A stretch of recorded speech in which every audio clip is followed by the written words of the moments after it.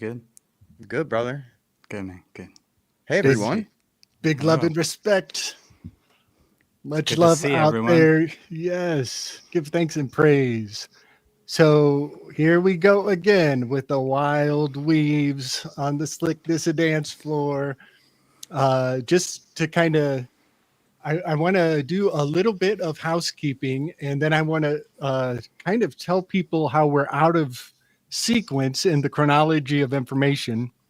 But one thing that has come up, old Slick went to the dentist last week and they hijacked my ass.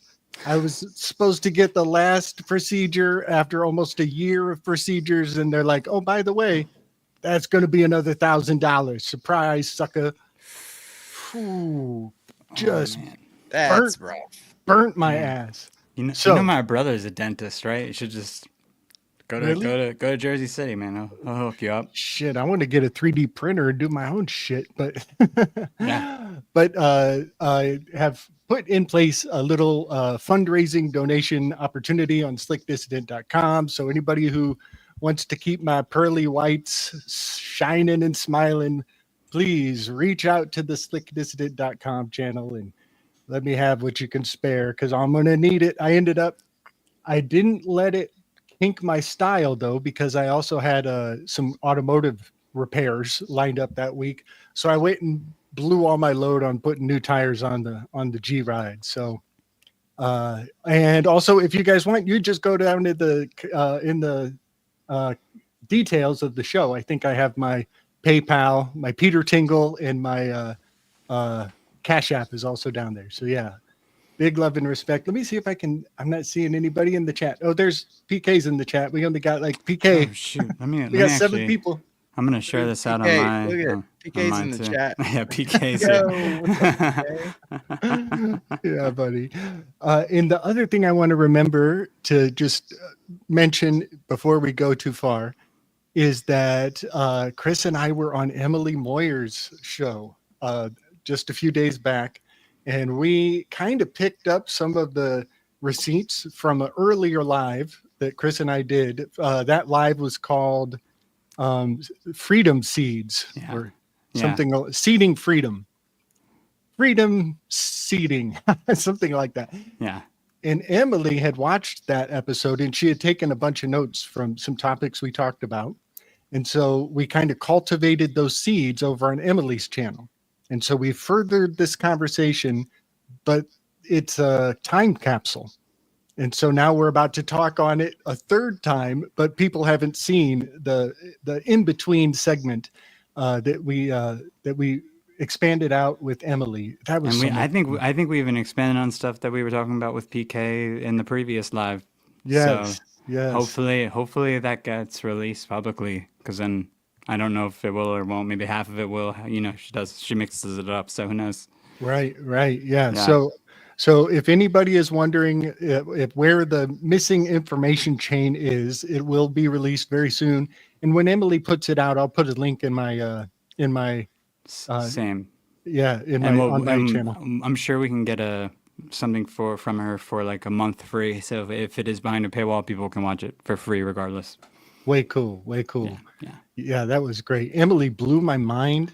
Like, and you know, she mentioned something that stands out to me as significant, and I'm not sure exactly why. And it's only a couple days later that I find out why some of the things that Emily conveyed onto us are going to build out into really large ideas. Because I have the graphic. I'll get to it when I get to the graphic, when I pull the graphic up. But just to tease it out, I presented the Doctor Strange battle stance, where he puts his hands in a certain position because he's about to cast a spell.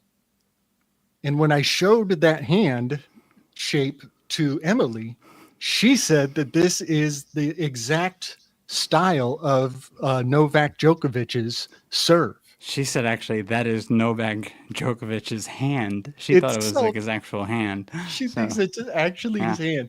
And she is a total specialist. I will take her word for it. The way the way she breaks down the nuance to each individual athlete has a certain style, and she recognized it right away. And that's important because we've been talking about Serbia and how the Serbia was where the directed energy weapon hit the crowd and a bunch of people went scurrying off because the frenzies struck them. And then just today, Chris, you sent me that link about Steiner talking about the new. Tell me about the new age coming from Serbia or being Serbia based. Yeah, that's where this next spiritual sort of, I guess it's like a spiritual current of individuality and enlightenment is supposed to come from the humans in the Slavic regions and which is basically around Serbia. I think he specifically does say Serbia in his lecture. Yeah. So, and I just want to mention, like, we're talking about how he serves the tennis ball, this is like the hand gesture of serving the tennis ball. So, and then I don't know, you just broke up. I don't know if you saw too what I had just posted before we came on about how the gray wolf was actually, I think it is the animal, I don't know what you call it, like in heraldry, it's like the main animal that represents Serbia. It's their national animal. So they've just messed with the genetics of the gray wolf when they made this dire wolf thing. Wow. Oh man. Okay, yes, I have a graphic for that as well. How you been, PK? What you up to, man? Your beard's looking a little trimmed up. Good. Nice. Yeah, trimmed beard, but listen, guys, I'm still credible. Okay. Just throwing it out there. You could still trust me, even though my beard's smaller. That's what I feel like, dude. I've lost some of my sage wizard power. But it'll grow back. It'll grow back. But I've been good. I've been good, man. Long weekend, been beautiful here. We have, it's weird here in North Florida. We have about not even a month of spring. Like it goes from winter, then it's like spring for not even a month, and then it's hot as balls. So it gets really cold. So we don't get much seasons, but enjoying the little bit while it lasts, that's for sure. It does a similar thing here to where it's like, well, it's just, I don't know if it's always done that, but recently at least it's been like it was cold and all of a sudden 80s, 90s, and it's like not comfortable. No, there's not much of that fall, that nice fall season. Yeah, there's only a little bit I can have my windows open. Spring, fall, you know what I mean? That like a medium type of not too hot, not too cold. Yeah. PK, did any of those the tornadoes that went through Mississippi, did that even come your direction afterwards at all? I don't know. My phone went off really loud with tornado warning, which means there's tornadoes in the area, right? Difference between watch and warning, but I didn't see. I mean, I know last year, man, I drove through some places where it just looked like a freaking bomb went off. So last year tornadoes were really bad, but this go around I hadn't heard much. Okay. Just this past storm. When we did that show, that live stream that was titled Tor Odin Sea Sign, and we were talking about Mississippi, I'm pretty sure the next day. It was the next day that the Mississippi got their tornadoes. Dang. Yeah. Gotta be careful with what you title your videos. That's I was saying that I said that to Gabe the other day. I was like, we gotta watch what we're saying because it's too much stuff. But I mean, Emily used to say the same stuff. Her and Michael would say it, and then it would happen. We had a few shows where we would talk. I mean, it happens to her a lot. I know that. But I noticed it's been happening with some of the stuff now with us. It's so I don't know. It's a catch-22 of sorts, It's like you want to be accurate with your information, with what you're seeing. You want to speak truth to power, but then you turn around and then it almost looks like you were culpable for for the events that you get entangled somehow. Yeah, You, and you know, it's not just actual events either. It's also, I'm noticing algorithmically this is happening with like videos, like new videos, which is really like here's like a real obscure quick example. I was talking for some reason, me and the girlfriend were talking about 9/11 and Building 7 specifically the other day for no reason. Just brought it up. We had never talked about it much before. Casual Casual, conversation. yeah, about building casual seven. Yeah, conversation, little yeah. debate about it, and then just like that was yesterday. Today, Redacted does a whole special on Building 7, and I'm just like, that's so weird. Like, what? Why today out of all days? I follow that channel too, Yeah, Redacted. and that's like I it's feel, like I an feel it's like a. I'm like, is there a CIA spin to this, or is there I these think guys there's genuine? something like that, but at the same I don't time, then know. it's also like, are they also like, do they have their audience? And just I don't even watch them consistently. Every once in a while, I'll hit a link for a couple minutes, and I'll turn it off. But still, is it so algorithmically precise that they know exactly what we're talking about in our homes, or are they listening and then just basing what they're gonna put out? I mean, that would be so quick and so fast to turn that around, and I that would be be a deep operation as well, obviously. Yeah, I'll be real. I'd rather my boomer parents watch that Yeah. than Fox News, Oh yeah. because they both are like big into Fox News. My mom watches like five. It's called the 5 at 5 every day. That's like, My dad does the oh, same thing. she's like they, they just lay out the truth from both sides, and like they're not biased, and like they even have a Democrat on the panel, and she's like, but I'm like, oh God. Yeah. I don't Yeah. know.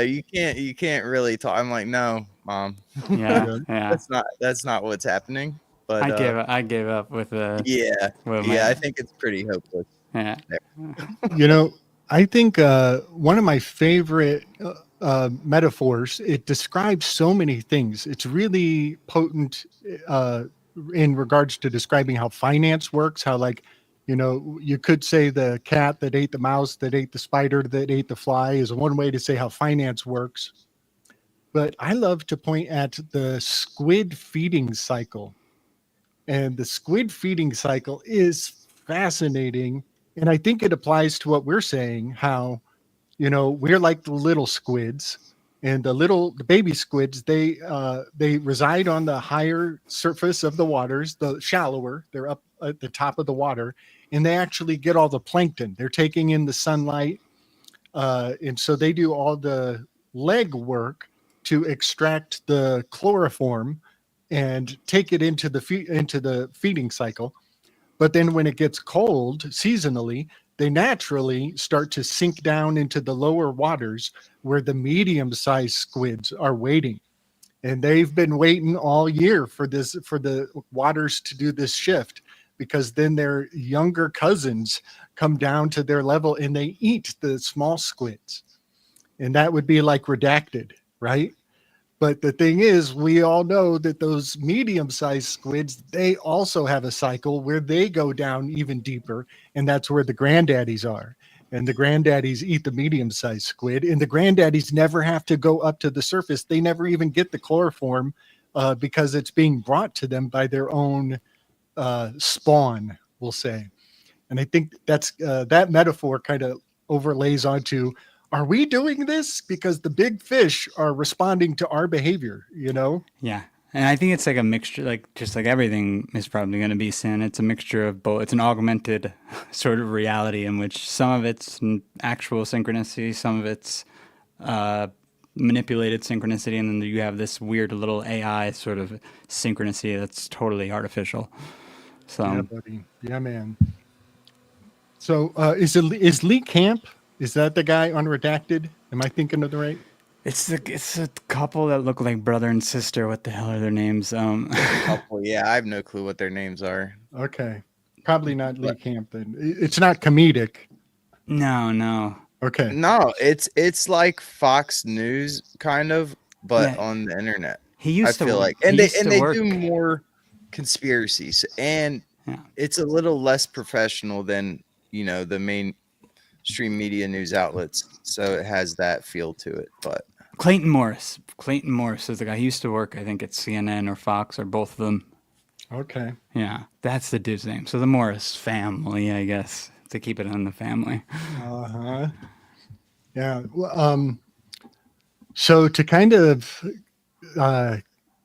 lean in on some of the topics that I want to talk about, I shared a link last night to you guys, last minute, and I know PK didn't get around to it, but Chris was checking it out.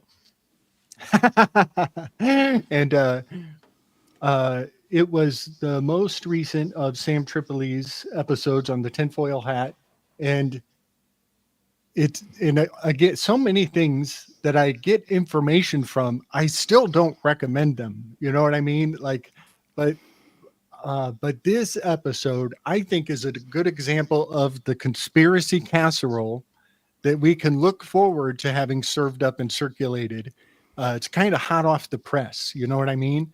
And that's part of the reason why I put an ear to the ground on these things, is to see what kind of convoluted narratives are coming our way.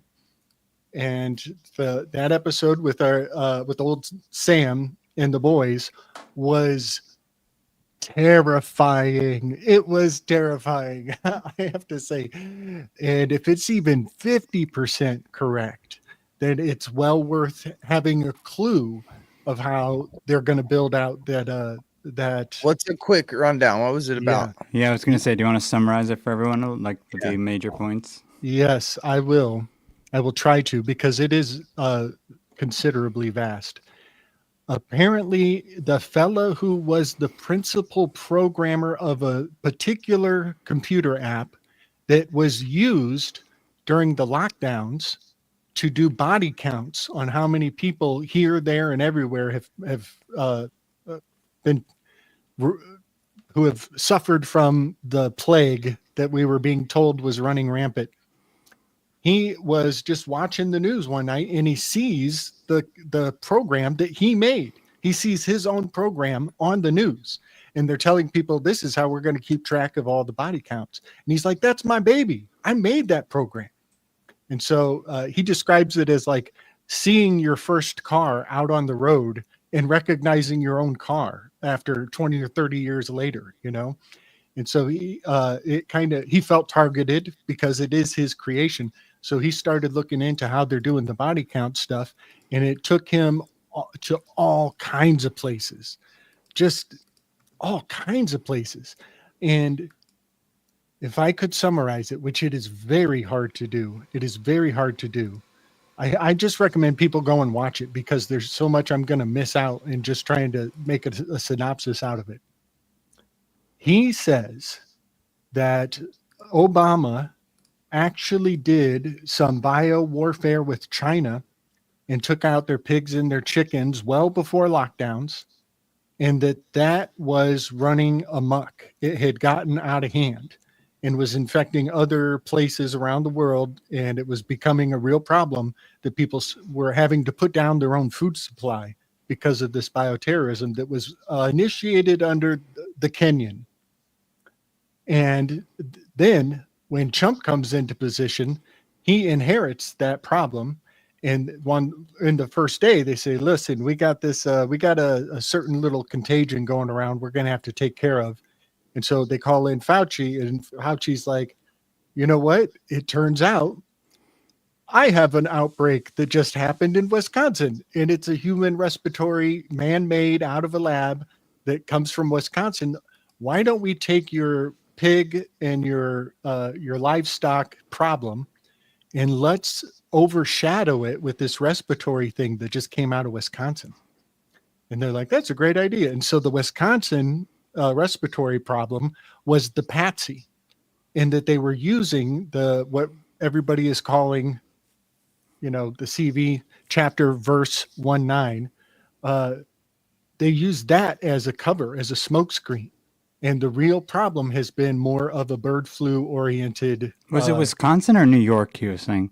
He says that the lab that it came out of started in Wisconsin. Yeah, that's right. And now this is important, because when I did the breakdown on Dr. Strange has a burn mark in his cape, and he and America, Chavez, there's a scene where they come up to a large threshold, and they're about to open up the gates to go into a portal. And as they walk up to the threshold, the camera shows their backs. And Chavez has a star, 5-pointed star on her back, which is star card Texas. And on his back is clearly the shape of Wisconsin. And way back when Chance and I were digging in on every single detail of the Doctor Strange, I was kind of perturbed about what's going on with Wisconsin. And there's some aspects of, there's a lot of history that goes back to, I think it was in 1984, but I might be wrong. I'd have to go back to Chance in my episode. But yeah, I just was curious about what's up with them signaling Wisconsin and Texas right now. And now I'm listening to this guy saying that the real outbreak was sourced from Wisconsin.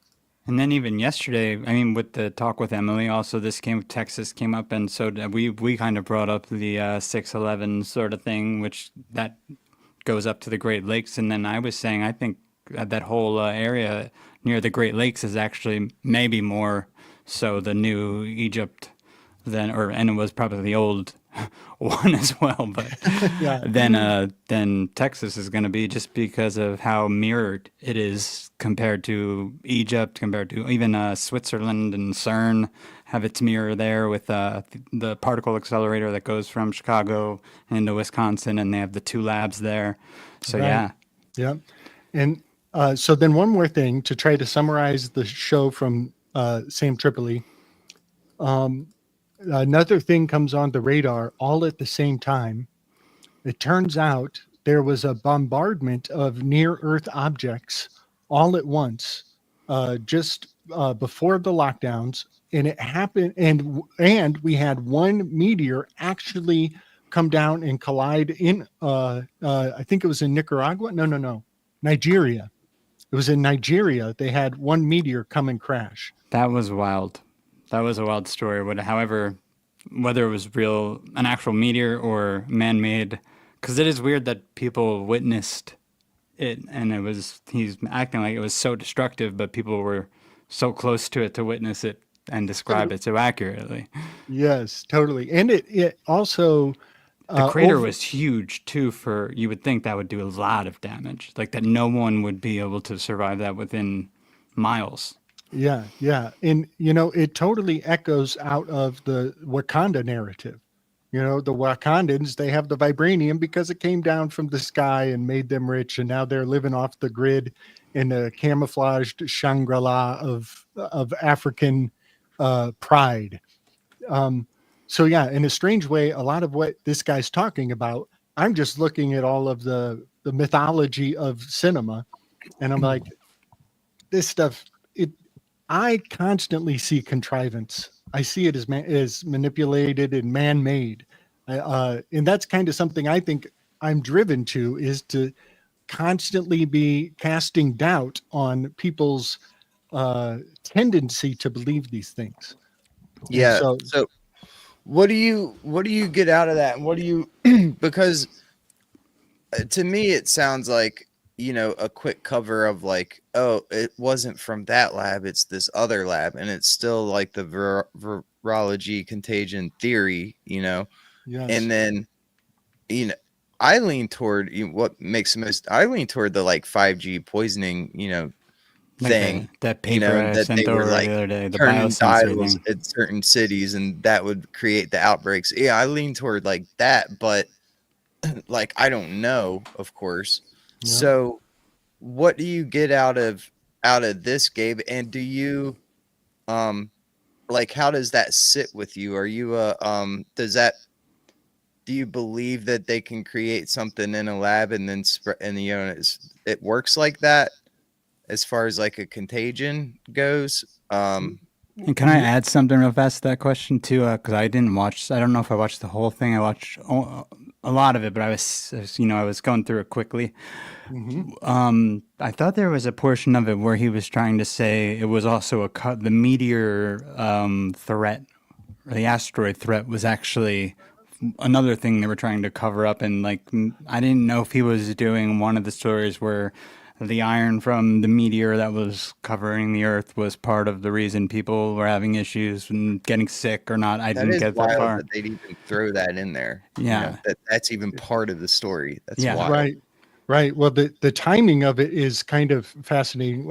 I'm going to put a pin on the meteor part because I got a lot to say about that. That indicates there is something to it. But about PK, what you were asking, I think we've shifted out of 5G into 6G. A lot of people have shifted into 6G slowly. And so this is the frog water. This is boiling the frog water. And so a bunch of people getting sick has many layers of explanatory potential, and so the shift from 5G to 6G, and like you were saying, they can focus on a particular city at a particular time and kind of boil the water a little bit. But there's something else going on here that while everybody's worried about, not making grandma sick, and we all go into this Dionysian mask ritual, the toxic masculinity of it all, there is something else going on that isn't getting enough airplay. It's getting stifled in the headlines. And that is that they are taking out these food farms in huge scale. And so he went through and he played a quick little mix of different chicken farms on fire. And over the course of a couple of years, we have had so many chicken farms getting taken out. It's atrocious. Yeah. I remember hearing this. And the Yes. bees. Have you heard about the bees? I have Yeah, heard of again, that they're too. falling apart. Yes, this is the second Yes. time now. wanna- Maybe the mushroom guy will come and save them again, like he did last time with Paul Stamets. I think he's the one who right. at least he said he was the one. Right. The shungite is going to be going at a premium in no time if that's the case.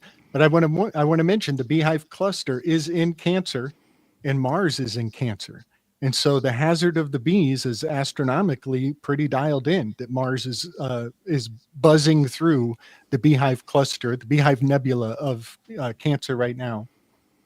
But yes, one thing I learned about these chicken farms going up is that actually the smoke from these chicken farms going over through the community, that this is actually a serious respiratory hazard. That if people breathe in burnt chicken farm and the building itself, there's like so much chemical hazard along with burnt, diseased chickens that people will be getting sick. And then they'll just chalk that up to the patsy. Everything is feeding to the patsy level of the narrative. And then we didn't, not just the chicken farms, also they had those trains that were going off the rails in multiple places and apparently were carrying chemicals. So then you have a few different airborne toxins that are just poisons, chemicals, Right. not necessarily related to any sort of virus whatsoever. Right. And, Virus. and the overall message for almost 6 years now has been, I can't breathe. Is hold your breath. Everybody's holding their breath. They're building up there's an aspect of endorphins. Being short of breath is, when you're working out, you're actually generating more and more endorphins. And that's kind of part of what we get a fix when we watch exciting drama. So yeah, those are some of the elements of what he said. And I just want to point at the layer cake, the lasagna of conspiracies that he's serving up all at once. And while everybody's taking in this layer cake of conspiracy, then he comes and he hits everybody with, oh yeah, and by the way, there was a meteorological phenomenon where hundreds of asteroids just buzzed around Earth all at once. And only the one landed in Nigeria, but there were like many, many other NEOs, NEO, a near Earth object, many of them. And he shows a little, and here's the thing. And I think this is a good practice for everybody. Like, I've come to appreciate how as soon as somebody shows us something from NASA, we turn off. Oh, he said NASA. I'm done. Change the channel, move on. It must be bullshit if he mentions NASA. And I think for the people who turn off when they hear the word NASA, just consider how on the left end of the political spectrum, they do the same thing when they hear the word racist. If you say the word racist, they're like, oh, I don't want to look anymore. I'm going to shut off. And so I'm thinking of this as like a nihilistic off switch, just like I'm doing this because of C-3PO. For those of you who don't know Star Wars, C-3PO has a switch on his neck, just like Sirhan got pinched on the neck before he pulls out the pistol that once was in the hands of Ronald Reagan when he was an actor. The very same pistol is registered in the actor's costume department to have once been in the hands of Ronald Reagan. And that was the gun Sirhan used. And it was all triggered by a pinch on the neck. And now let me also, the name of tonight's episode, I just want everybody to really appreciate that the word trigger was not a verb. It was only a noun until Manchurian Candidate. It is the book. It was a book first. It was in the book of Manchurian Candidate where they first turned the trigger into the verb. And they actually, stalled the release of the film for 10 years. They kept it on the subliminal. So it was only in the novel. It was novel. But then they made it a movie and everybody's like, whoa, trigger is a good verb. That's a good verb. And today we talk about it all the time and we take it for granted that it's only been a verb for that many years since that movie came out. That's very interesting. How the hell did you come across that? Bro, I've been in this game a long time. I know the juice. Dude, that's so interesting. I mean, so of course I got to double check and you go to 1828, look up trigger, and it's just a noun. Yeah, checks out, Gabe. Yeah, buddy. And you also have isn't this where I think I sent this to you the other day, Gabe, that so various ethnic groups in southern Manchuria and their respective kingdoms, like Wuhan is in Manchuria. So I don't know how no one picked that up at all. I don't think during the lockdowns or anything. I haven't heard that at all. But we were all Manchurian candidated in a way right from the beginning. Yeah. And I mean, he actually talks about how oddly, this was weird too, when he said the guy on the Tripoli podcast was saying the deaths were high here, but almost none in China. And he's like, I don't think China's lying. Which also was weird because China obviously lied and sent us videos of people collapsing to the floor.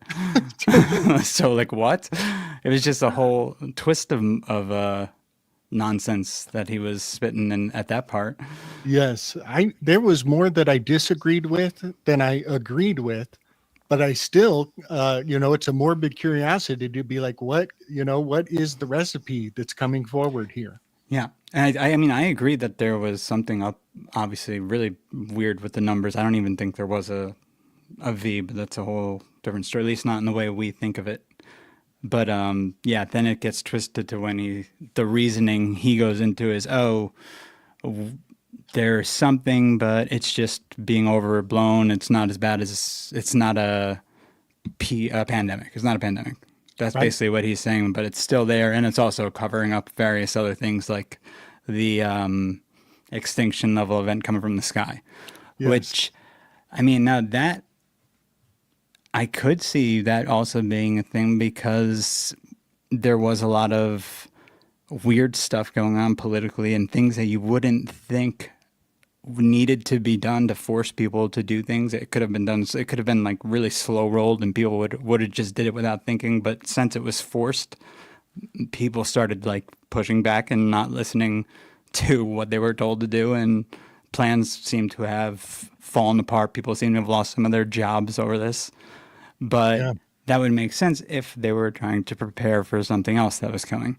And they didn't really care about their positions because they knew they were going underground or something like that.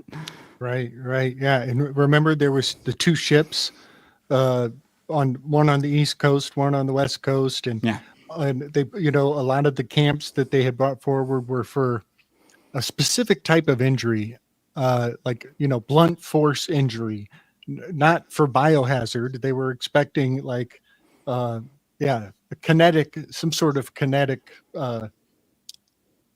paradigm of medical need. I forget the exact wording for that. But the timing of those ships coming into place and everybody being on some sort of standby is, I believe that we are anticipated to suss this out. I think that they totally know that we're going to penetrate past the patsy, and we're going to get to the second and the third layer. And I think they even know we're going to get to the fourth layer, which I think would be a NEO, a near Earth object. And once you look at it in that paradigm, everything makes sense. You're like, oh, that's why they set up the way they did with the doctors.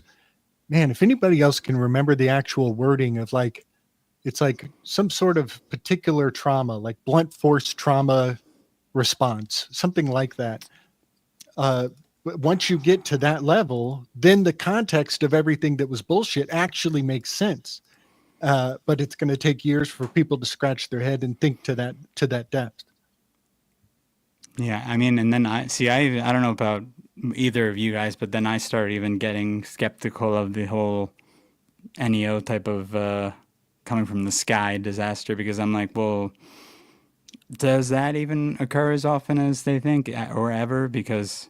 Or is our magnetic field way stronger than we're led to believe? Is this just a story as well? Because it seems like we have a lot of misses and that we'd be being hit all the time. Right.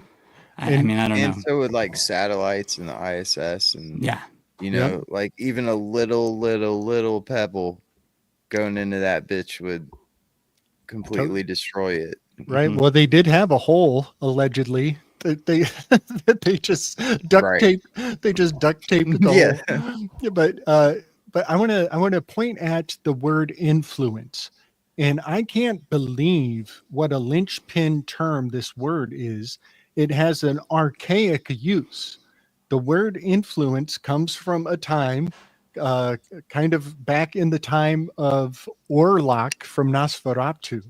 And they were buzzing on this linchpin in the film Nosferatu. It was a MacGuffin of the movie, and that is that the word influenza comes from this archaic use of the word when they literally believed the stars were flying in your window. They inflew with your once, and that makes you sick. But just think about it. We are influencers. This thing is a window. It's influencing how we respond to the world.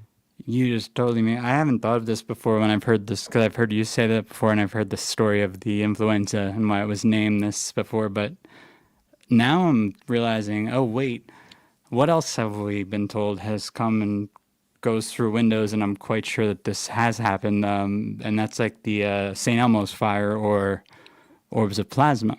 And now that we have been seeing that in the sky. I mean, I've seen some of that myself. Totally. So maybe there's some sort of plasma thing going on, which I mean, that's not an original thought. Obviously, there's multiple people saying that this is happening. So, right. And, for some of those people, it could be some ancestor. You know what I mean? That especially in the times when only they see it. But I just want to point at the hay. The hay is on this card, and it means window. The hay glyph means window. And this is the star card. And so a lot of the elements of influence and the stars coming through your window is encapsulated in this card. And I have a huge weave about Ayn Rand. Ayn Rand, she was a architecture file. She was an architecture file. She would stare at buildings and get erotic uploads from staring at the buildings and admiring these architectural feats. And I've totally embedded her into this star card in 100,000 ways. But I just want people to consider Ayn Rand's obsession with buildings that a lot of people have turned into the brutalists, but also Bernays, the granddaddy of propaganda, he put forward this fascinating recipe to all of the storefront companies when window shopping was the craze. In many of the cities, it's fashionable, and on certain days, people are just window shopping as an event, as just a thing to do. And Bernays anticipated this movement because he told all the shop owners to make sure your windows are extra super shiny. And when these people walk in front of the glass and they see an object on the other side of your glass, they are not going to consciously perceive the reflection of themselves that they're also seeing. And it will look as though that ghost image of yourself is holding the object of your desires. And the really crazy part is when your eyes look at what you want with desire in your eyes, your reflection is looking back at you with your own desire. And so whatever facial expression you project into the object, somehow subconsciously the object is desiring you in return. Yeah. And that's why he had them obsessing over keeping their windows clean. And I'm thinking about that recipe, and I'm thinking about this damn black mirror in my hand. Yeah. And how many times am I not seeing myself in this thing, looking at myself?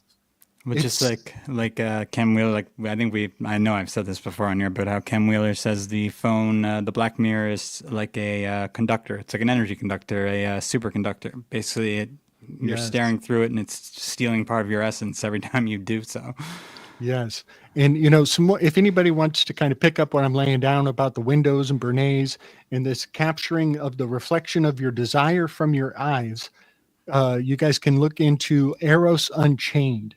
They kind of track the technology of propaganda and desire all the way back to Giordano Bruno and some of his clique back in the days. Oh, and by the way, I was just about to mention Bruno because the staring at the buildings might be something of a memory palace thing, because Yeats writes about Bruno realizing that in the architecture there was actually almost ciphers that old fraternal orders and groups had left, but you had to know how to decipher the architecture to figure it out. So maybe that's what she was trying to do as well. Yeah, and I want to name drop Cagliostro. I think every time I think of Giordano Bruno, I should also incorporate. No way. Whoa, nice. W.B. Can Yeats. you read it? Can you read it? Yeah. Nice, buddy. Dude, nice. Such a great little buy at the used bookstore. That's gorgeous. Oh, that's awesome. All Yeats poems in a nice. And I was talking about Frances Yates, just so everyone in chat. Oh, you're talking about. Oh, funny. That's funny. Because she does most of the Bruno stuff. I think it's her book's called, where is it? Giordano Bruno and the Hermetic Tradition. Okay. Yeah. But I'm a fan of W.B. Yeats as well. Yeah. Both are great. Yeah. They say that Yeats yeeted Crowley down the stairs at one of their temples. That is not the case, but it makes for a great story. I'm going to stick with. I'm going to perpetuate the sensational version. I like it. Yeah, Yeats yeeted Crowley. That's a good one. At the Battle of the Blythe. So, you guys want to just take a couple peeks through the gallery of Slick Dissident real quick to spark off some of the topics we've been breezing on? And or you got the yin yang in there? No, I haven't done the yin yang yet. But that one, you were digging that, huh? That's a good one. Yeah. Dude, I think we might need AI to create some sort of graphic image that conveys the vision, because it changes. It's alive. It's a logismoi that kind of needs illustration, I think. Yeah, so you want to get someone to do that for you? I don't know. Only if you don't. Me or PK do the AI thing, right? Get one of your slaves to do it. Dude, I need slaves, man. I tell you, I have so many ideas. I don't know if you guys I think it was on 9/11. I think it was on 9/11, yeah, where we had Thomas on with Chance on the Interverse. And Thomas is into graphic arts. He does comics. He's onto the AI. Yeah. He's a million years ahead of me. And it was just by him being available to talk on that show, I was able to give birth to a vision that I've had for a long time. And I wouldn't ever have put words to it unless he was there to facilitate the inspiration for me to say, Thomas, do you think it's possible? Now I'll give the rough draft here, to have a map of the realm and have the path of the careers and the traveling of great influencers through time, and have their life play out like a connect the dots to all the places that they all traveled. So we could actually see where these the grandfathers of these thought forms, where they met up in certain cities and certain places at certain times. Yeah, that would be really cool to map out. Because so neat. Yeah, because I want to watch Aleister Crowley follow Harry Houdini and his travel path, and I want to see where Carl Jung and Sigmund Freud, where did they go at what time and at what sequence, and who else was running in those circles at the time, and when did they maybe possibly meet up with Einstein? I want Einstein and Velikovsky's path. I want to see who them. was Jung with, like, was it Rockefeller, some famous rich family? Yes. Hold on. Let me think. It was Edith Rockefeller. Yeah, it was Rockefeller. Yeah. Edith Rockefeller came to Carl Jung with the case of the hiccups, which is an artifact from the symposium. She wanted him to cure her hiccups. And then when he did, she was so impressed by him. Edith Rockefeller becomes the glasses, the translation decoder glasses that we see Carl Jung's language through. She was his translator, and she funded all of the Carl Jung proliferation here in England. Right. Interesting. He learned. He does know. He does speak English by the end of his life, though. Yeah. There's videos of him you can see. Talking. Yeah. The only thing with doing the AI thing is I feel like once we go past 100 years, we're gonna have a problem. Like, I mean, even might be less than that. I mean, I don't know how. Like, I would almost trust it more if someone else, not me, I'm not saying I'm going to do it, but if whoever was putting in the data points actually looked them up themselves instead of allowing the AI to just go out and collect. Yeah. Because that AI can lie, man.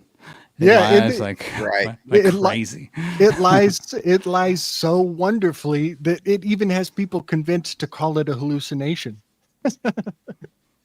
Oh, well, I'm not lying. I'm just hallucinating. That's all. Do you want to go into the yin yang? I want to try. Okay. Yeah, I want to try and share my my new term and reason, new terms and reason for it. Real quick, ether again. I want to tell everybody, if you missed it, go check out the Bush Whisperer channel. This Saturday, PK was on there rapping and weaving about the alchemy of the sexes. And it was a really great show. So if you guys missed that, go check it out. That was fun, PK. Yeah, it was a good chat. And so one thing I wanted to put forward, I thought was important. And I had this thought before, so this is a not a new thought, but I never had the terms to propose. And so one thing when talking about the sexes and energies and principles and stuff like that, and like opposite ends of poles, right? North, south. We often say masculine and feminine. And then when we're talking about, actually males and females, we say masculine and feminine. So I feel like there's a need when we have these discussions to use a different term when speaking, say, of the energies, or when you're not speaking of the sexes as in male, female. And I would put forward that those terms could be masculine and feminine. So just say it like with a hard I. And, I bet a lot of you are like, but PK, why does that matter? I mean, what's the big deal? And I would say that I feel like when people are out there talking about energies and, stuff like that, and using the words masculine and feminine, we often are talking past ourselves. And I could give a couple examples. So, but first, let's look at this list real quick of, what we would consider masculine would be on the left, and then feminine would be on the right. And so, of course, you got the yang and the yin. You got the active and the receptive. And this is all, pretty much agreed upon. I don't know who would really argue otherwise with these, giving would be the masculine, receiving the feminine, projective, receptive. Maybe you could argue with this one, doing and being. I thought that was a interesting one. Of course, sun and moon. I know there are, definitely some cultures who would flip this and put the moon as the masculine, sun as a feminine. Light, dark, sky, earth, fire, water, and go here. Those are some other little bit crazier ones, but let's think of an example real quick. So we say like, a mother being motherly and say like breastfeeding her child, we would say like, oh, that's feminine. But really, I would put forward that that's possibly what's happening there is a masculine thing, being that the mother is, look at the list we just shared. Think about these terms. That when the mother is breastfeeding her child, what's active and what's receptive in that relationship? What's giving and what's receiving in that relationship? And so I would say at that time, right, the mother is giving her nutrients to the receiving child, so that is a masculine act in giving the nutrients to the child. And so that's just one little reason of why this could be important, because no one would ever associate breastfeeding a child with as a masculine thing, right? Because only females do it. So, but that's what I'm saying, that I think there's a need for this this other term. And then another one I can think off the top of my head. So, it's known women are generally better at, making the home a welcoming place. And so I would say that the act, that the work that the woman has to do, whether it be arranging furniture or, hanging up pictures or just, making the thing flow, the feng shui part of it, but the doing of the feng shui and the organizing of everything is a doing. It's an active thing. It's a masculine thing. That work that is put in, and then when it's done, it is then set up for the feminine receiving, welcoming of a home. So see how it's kind of interesting using these different terms. I feel like we can really, speak better about them possibly without, talking past each other or getting confused when we call something a masculine, And another thing that was interesting too is the whole talk about Carl Jung again, the anima and the animus, right? I always forget which was which. I guess the animus is the masculine thing, and the anima is the feminine thing. And so, there's this idea, if you're male, you need to get in touch. I'm going to use the wrong terms here. If you're masculine, if you're male, you need to get in touch with your feminine side. If you're female, you need to get in touch with your masculine side to find that balance, right? Well, I think it might be better to say like, if you're male, you need to get in touch with your feminine energy, because your masculine energy is a little bit, skewed. Hence, that's why you're an embodied male. And then vice versa, when you're female, your feminine energy is a little bit skewed that way. Hence, you're an embodied female and take on, quality, more feminine qualities than the male does, the receiving and stuff. So with this anima, I think people, this is where we see people be like, oh, I need to get in touch with my feminine side. So they'll like wear a dress and put on makeup or do like what they're thinking feminine things. And I don't think that's what it's about. I think it's more about getting in touch with that feminine energy, not acting like a lady or even, you know, trying to like bring in that female energy. I think it's more about the feminine energy. See how it's a different context. But yeah, just throwing that out there. This is my second time kind of talking through it. So maybe it was, I hope, a little bit better than my first time. But I really think there's something to it. Yes.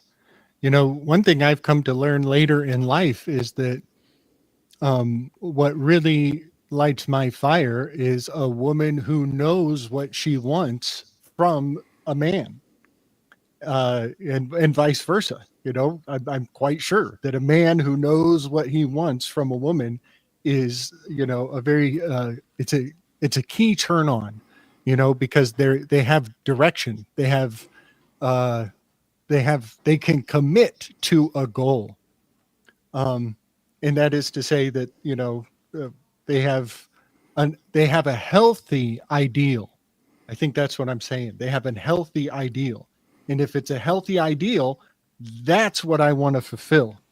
I want to become what that healthy ideal is. But if they have an unhealthy ideal, I don't want to be like that. I do not want to be like that. So it's a real trick to get into their mind to see what their expectation is. And also, I love that phrase, and I think that phrase is going to live forever because it's true. The man builds the house, the woman makes the home. And Right. And I think of this as the X and Y axis, but I want to flip. I think the X axis is the straight line, and the Y axis is usually the up and down. I think it's better if we flip them. I like to flip them. I think the masculine should be that up and down. He builds the house. And then the woman is who makes the home. And that is because she is on the timeline. She knows when, where, how. The man knows the why. You know what I'm saying? And so I definitely think of the masculine as the up and down. And then also, PK, did that vibe with you when I was saying that the two genders, it's not that they're two parallel realities. It's not like you're either up here or down here. One is on top and one is on bottom. I don't think that's healthy. I think they're perpendicular to each other. And I think that's why if they were parallel, we could say, oh, they're similar. You know, this is equality. This is equity. They're just two, but they're doing the same thing. No, they're fucking not. They are not doing the same damn thing. They're doing two totally different things. And I think the word perpendicular really summarizes, it reorients your thinking. And so I love thinking of the X axis is not the way they tell us. I think the X axis should be the up and down. Because but X is the female genetics, isn't it? X is a female. No, X Right. Wait, X, so X is female, right? no, it I is. think- is it? Isn't Y? No, or Y is- is masculine. Y is X, the man. Y is masculine. Or is X the or am I thinking of the symbol that they use? Wait, No, what am I thinking? okay. I want to correct myself. Why am I so bad at this right now? Sorry. I want to guys. correct myself. I think on a graph, the X, which is the female, is already the horizontal. I think it's already correct. And then the Y axis of a graph is the masculine. It already comports to the way I see it. I'm pretty sure that's right. Female XX, male XY, yes, male XY, female XX, yeah, you're right. Yeah. So what the hell was I thinking? I was thinking of the bathroom sign. Was I thinking of the bathroom sign? Well, I don't know, but I love that if you put the female in the x-axis, the flat horizontal, if you put her in relation to that, then that gives her time. That she has the timing. She's a living clock, you know. See, And then space is the Y, up and down. but technically, if you do X and Y, you're only in 2 dimensions. So True. that's kind of why I've heard this issue before, especially with the yin and yang, is that it's not a what's the word I'm looking for here? My God, my brain just went blank.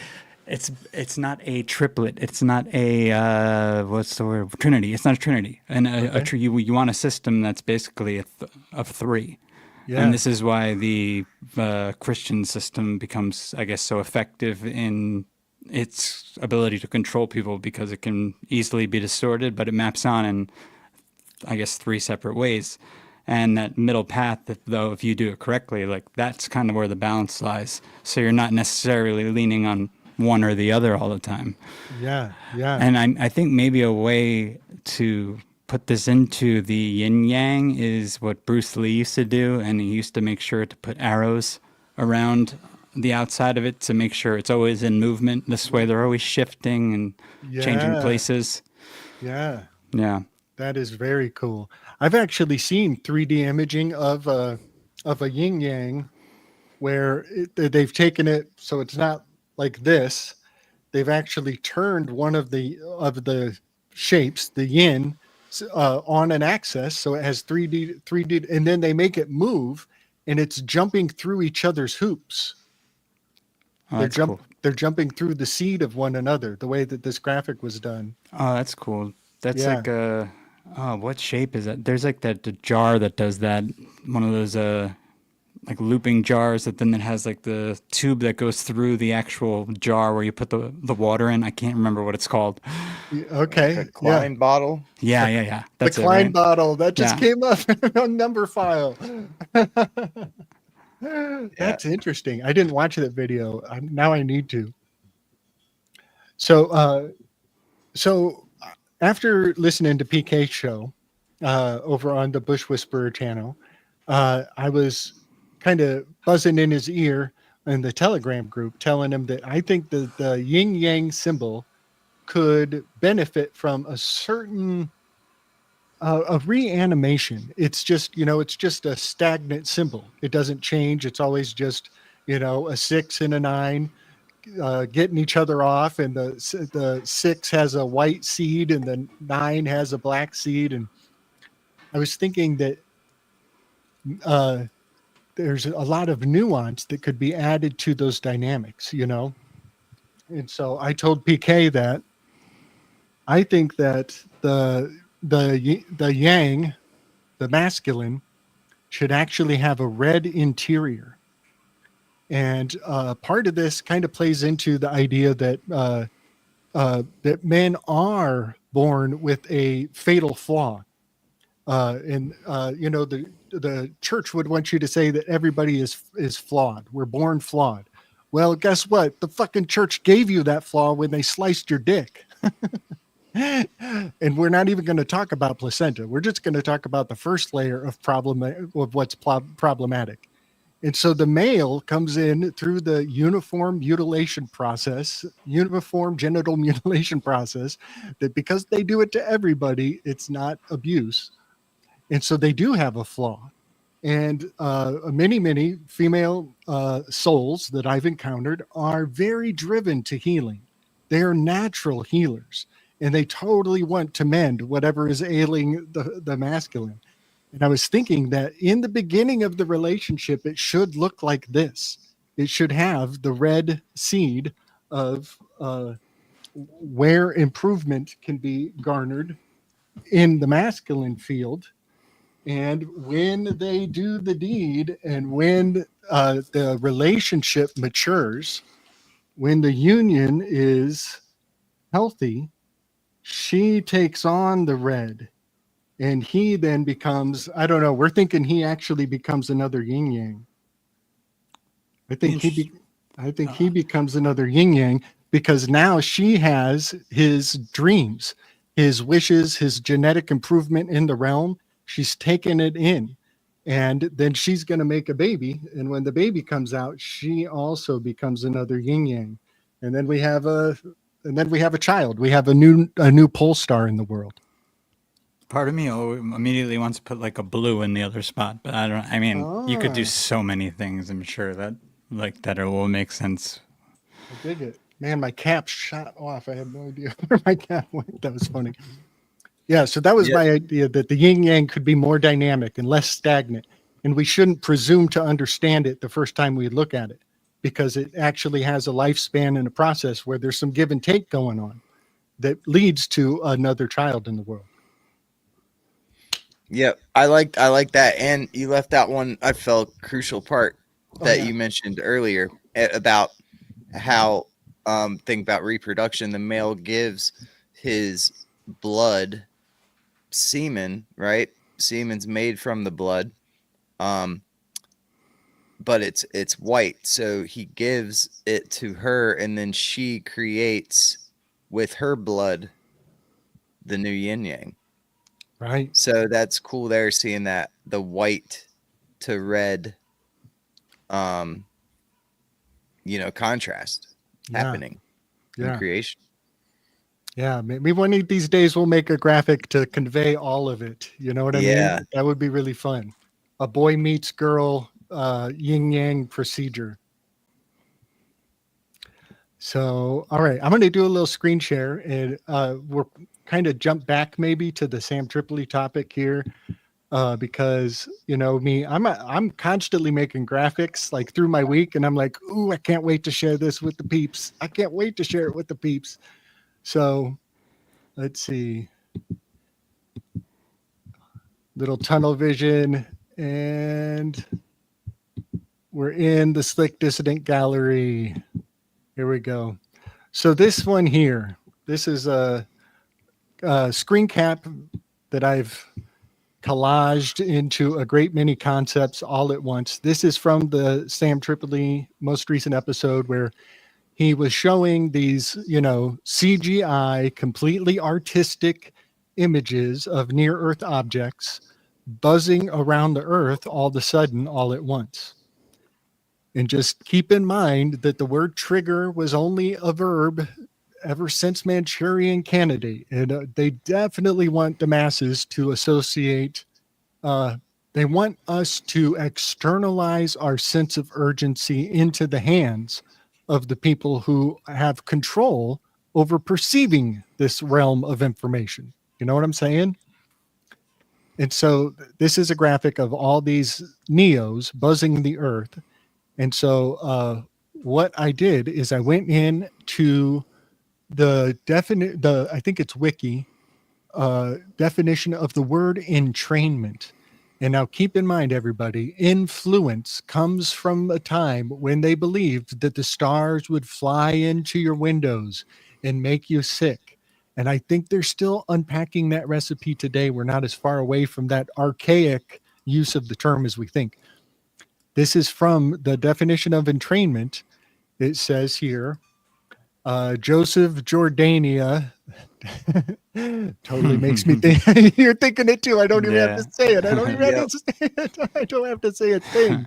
You guys are already thinking it. Recently suggested that the human ability to be entrained was developed by the forces of natural selection, an important part of it is achieving the specific altered state of consciousness. Now, called the battle trance. Isn't that something? Jesus. Did Now, Jordani write that himself? It's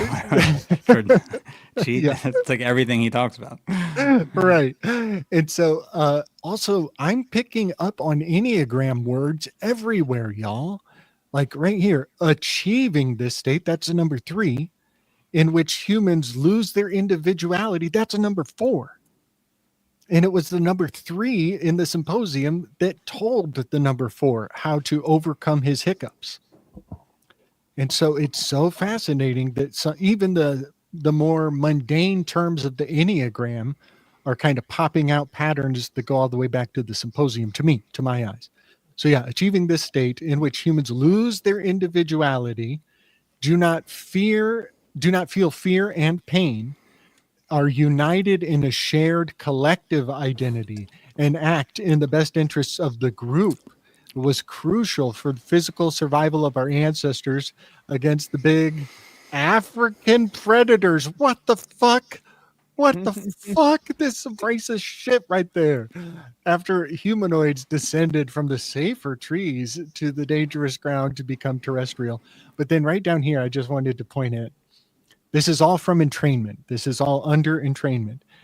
In addition to transmitting signals to other parts of the brains, neurons can modify the rules, which neighboring neurons to in a process called biological synchronization. I highlighted to modify the rules because that's totally what happened in the lockdowns. That's totally what happens with emergency powers. What's going on with the 480? Why 480? Oh BC? yeah, buddy. This is far out, y'all. Slick takes from everything. I steal from every corner I can reach. This is the biblical calendar of Esther. And in the biblical calendar of Esther, there was very specific eclipse patterns on the year of Esther in the story. And guess what? The year of Esther in the exact patterns of the eclipses, I shouldn't say exact. I should not say exact. I think there's one discrepancy, but the eclipse patterns of 2024 were very close to being a hand in a glove to the biblical story of the year of Esther from 480 BC. That's and this is Bible techne, so take that for what it's worth too. Yeah. I'm wondering Yeah. what Flamenco would say about that. I really need to read that damn book that he wrote. Right. But I heard it's really long and difficult and a lot of data.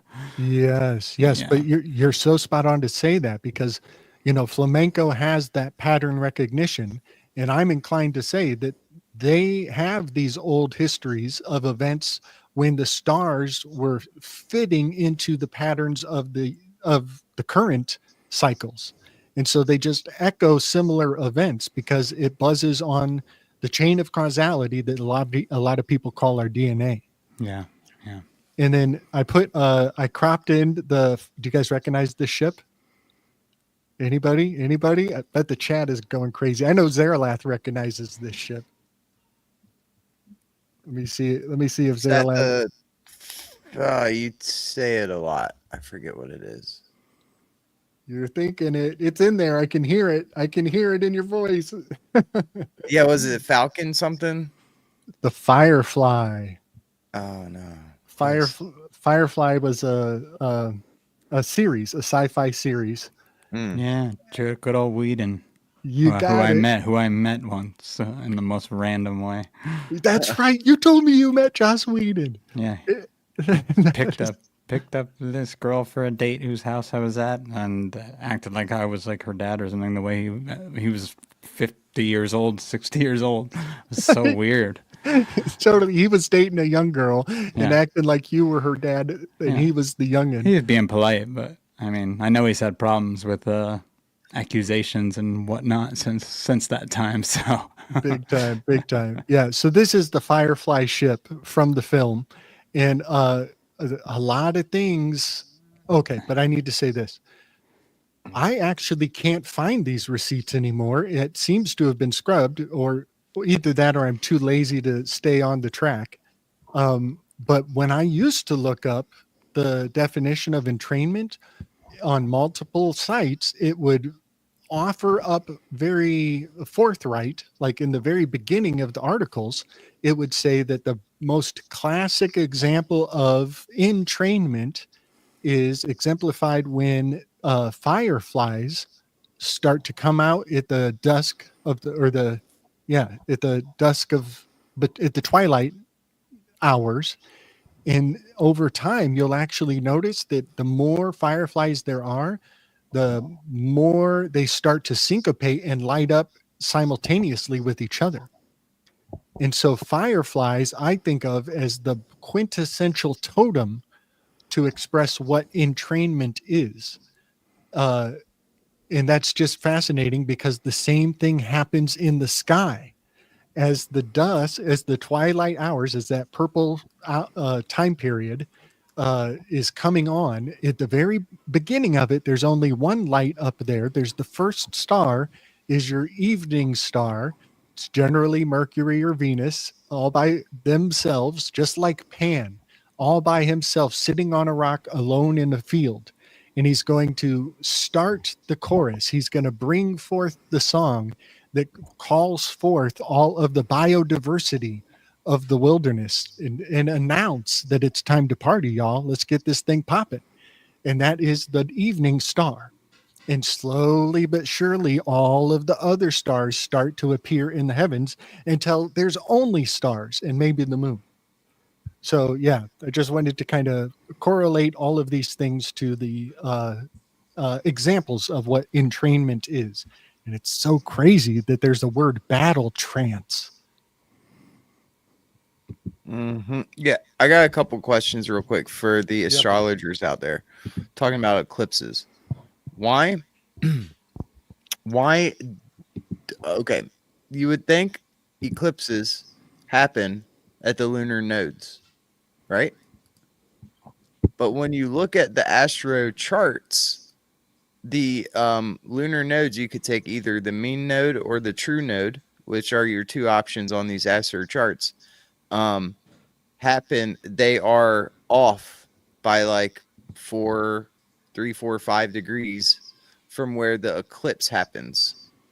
So, that's kind of interesting to me that we are told that lunar node, what the definition of a lunar node is when the moon goes through the ecliptic at that spot on the sky is what the lunar nodes are.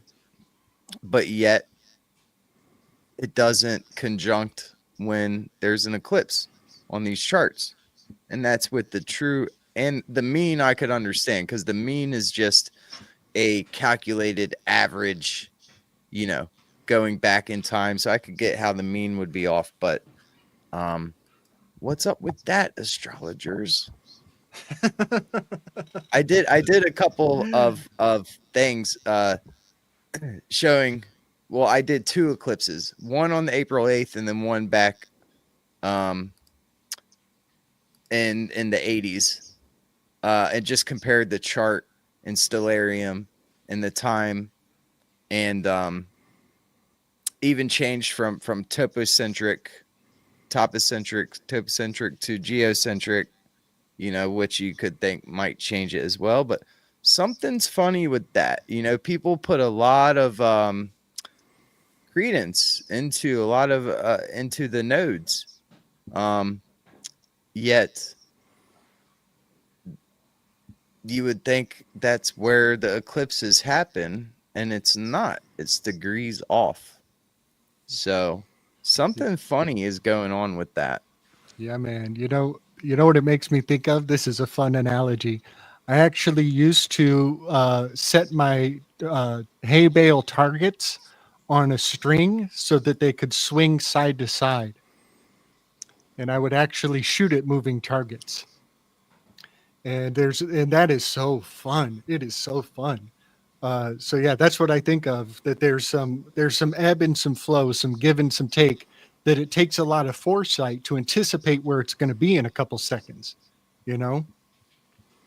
Yeah, it does. I mean, it's incredible, and to think that people could do this math, are used to do this math by hand, like the old school astrologers. I mean, it's definitely something to be proud about, if you could do that. So right here, you got the April 8th eclipse, and I am currently in Carbondale where there, was the full eclipse. And here's the time. Do you remember what time it was, Gabe, when you did a handstand on your tree? Yeah, was man. it the top of the hour? Dang, what a good question. I think, was it 2? Was it 2? Yeah, I think it was. PM? It was like right on, very close to the hour. Yeah. Yeah. So that's what I got here, 2 p.m. and whatever, if you change it a little bit. But wow.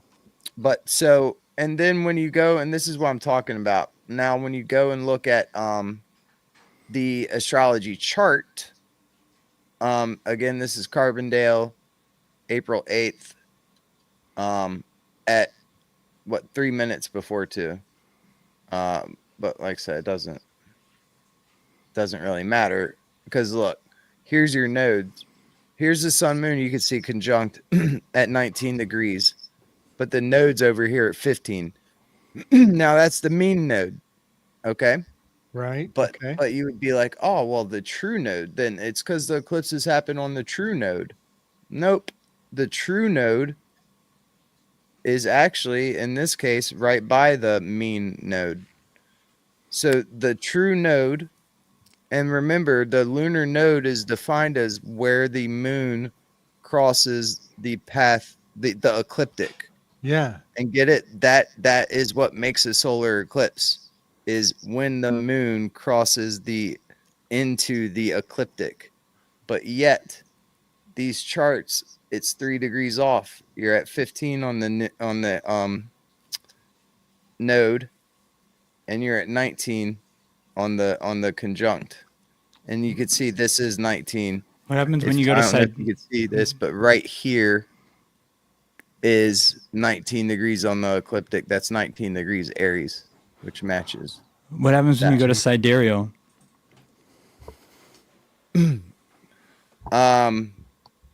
When I go to sidereal, Yeah, I'd totally. imagine it's the same, because it's not about that. It's about how they're calculating the nodes.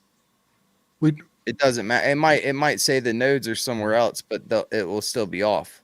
It doesn't. Yeah, Changing to sidereal doesn't change where the planets are, where the nodes are. Yeah, It just changes what you call them. It just changes like where you put them on the map. So, But it's still going to be that discrepancy no matter what.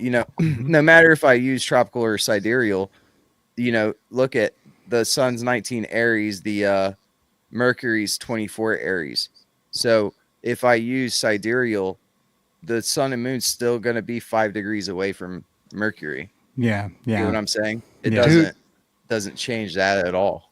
I am totally tripping that you have pulled up at the very moment that I heard the Sasquatch chirp from the location where I heard the Sasquatch chirp. Were you in Carbondale? I was in Carbondale. Is that where you went?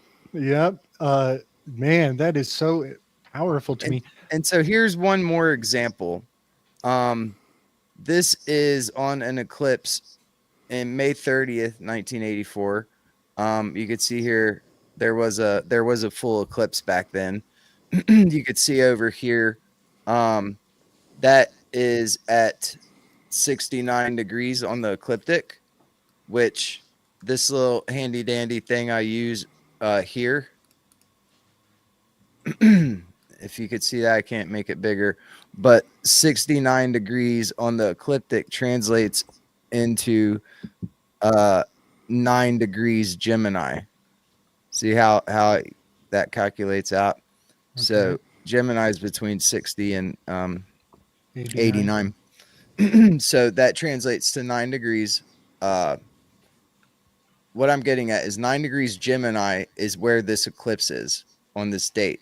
Come over here. You could see, I'm not Dothan, Alabama, 1984, same time, 11/27. You could see here how the eclipse there is 9 degrees Gemini. That matches what I just said. But yet now we're 3 degrees off. And you're like, oh, well, that's the mean node. That's why that's off. But look, even the true node is off as well. So why aren't the nodes where the eclipses happen, if a node is defined as when the moon crosses the ecliptic? Right. So is the node now is it actually a Rahu K2 sort of body that we're not being? Yeah, and I get the mean node, but what remember what I said last time? I was kind of putting forward that like neither of these nodes are the actual nodes. And so I was like, I think a new term should be the actual apparent node, because I can't use true. True's taken. The true node isn't true, because if the true node was true, this would say 9 degrees, because that's where the eclipse is happening, but it doesn't. It says 6. Damn you, Einstein, and your general relativity. Yeah. So I would say the actual apparent node is at 9 degrees Gemini on this date, because that is where the eclipse happens.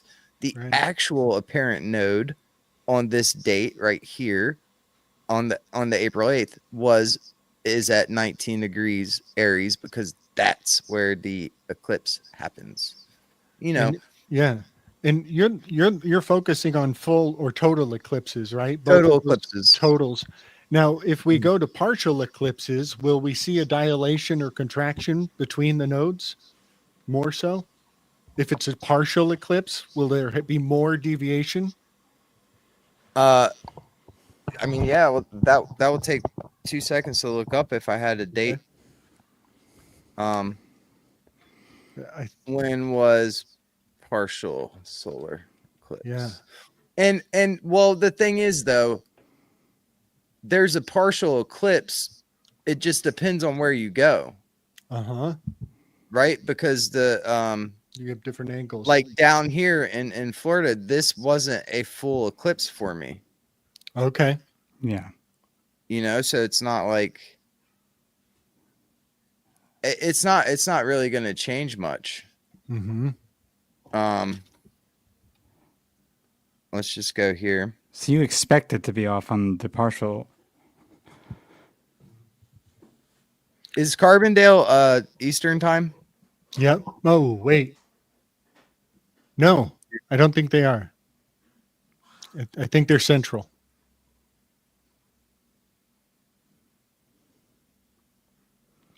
Well, it's got the nodes at this. It's the same.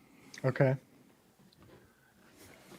But I don't know. I do need to do, you know, to your point, I do need to do some more research, because I've only like looked deep into 2 eclipses there. You know, one of my questions would be like, how far, what's the max that these either mean or true node can be from when there's an eclipse? Because I got like 3 or 4 degrees was the discrepancy here.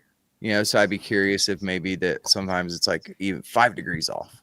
Yeah. You know, so that'd be one of my questions, would be like, and then another question would be, well, does it ever line up? Is it ever accurate? Perfect? Is it ever perfect? Yeah. Yeah, is it ever perfect? So, but I know this boils down to it's how they calculate them and stuff like that, and all. And you know, this is just one of my questions, but it's not even a big deal, because I don't even like go into astrology that much, you know. That to me, I find that's just interesting. It's not like, what am I going to do with it if I know the true lunar node that's like 3 degrees the other way? You know, it's like that doesn't really mean shit to me. But I just think it's weird. I like to see the accuracy displayed in these charts, and to me, like, that's a discrepancy. You know, there's nothing. And why are they calling the true node not where the eclipse actually happens? You know, like, what's true about that? Doesn't seem very true to me. See, it's interesting when you get into like the more occult aspects then of like the nodes being these ghost planets of a sort, because then that kind of would make more sense as to why they're not lining up, because they're not necessarily going to, if you're getting an eclipse and that's a separate entity instead of an average distance of wherever the moon is crossing the ecliptic and whatnot, and if it's actually a body itself. Right. This discrepancy could be where the Rahu Keter formula comes from. It's like, it might be. Yeah, maybe they checked it and they're like, hey, it's off by a few degrees every time. Then it must be a Rahu Keter. They in Vedic, the Rahu Ketu thing, they go by the mean node. And Kaylee brought this up last time. She said this true node calculation is a relatively recent thing. I want to say it's like as recent as maybe the 70s is when they introduced this true node, which again isn't the actual apparent node, but they call it true.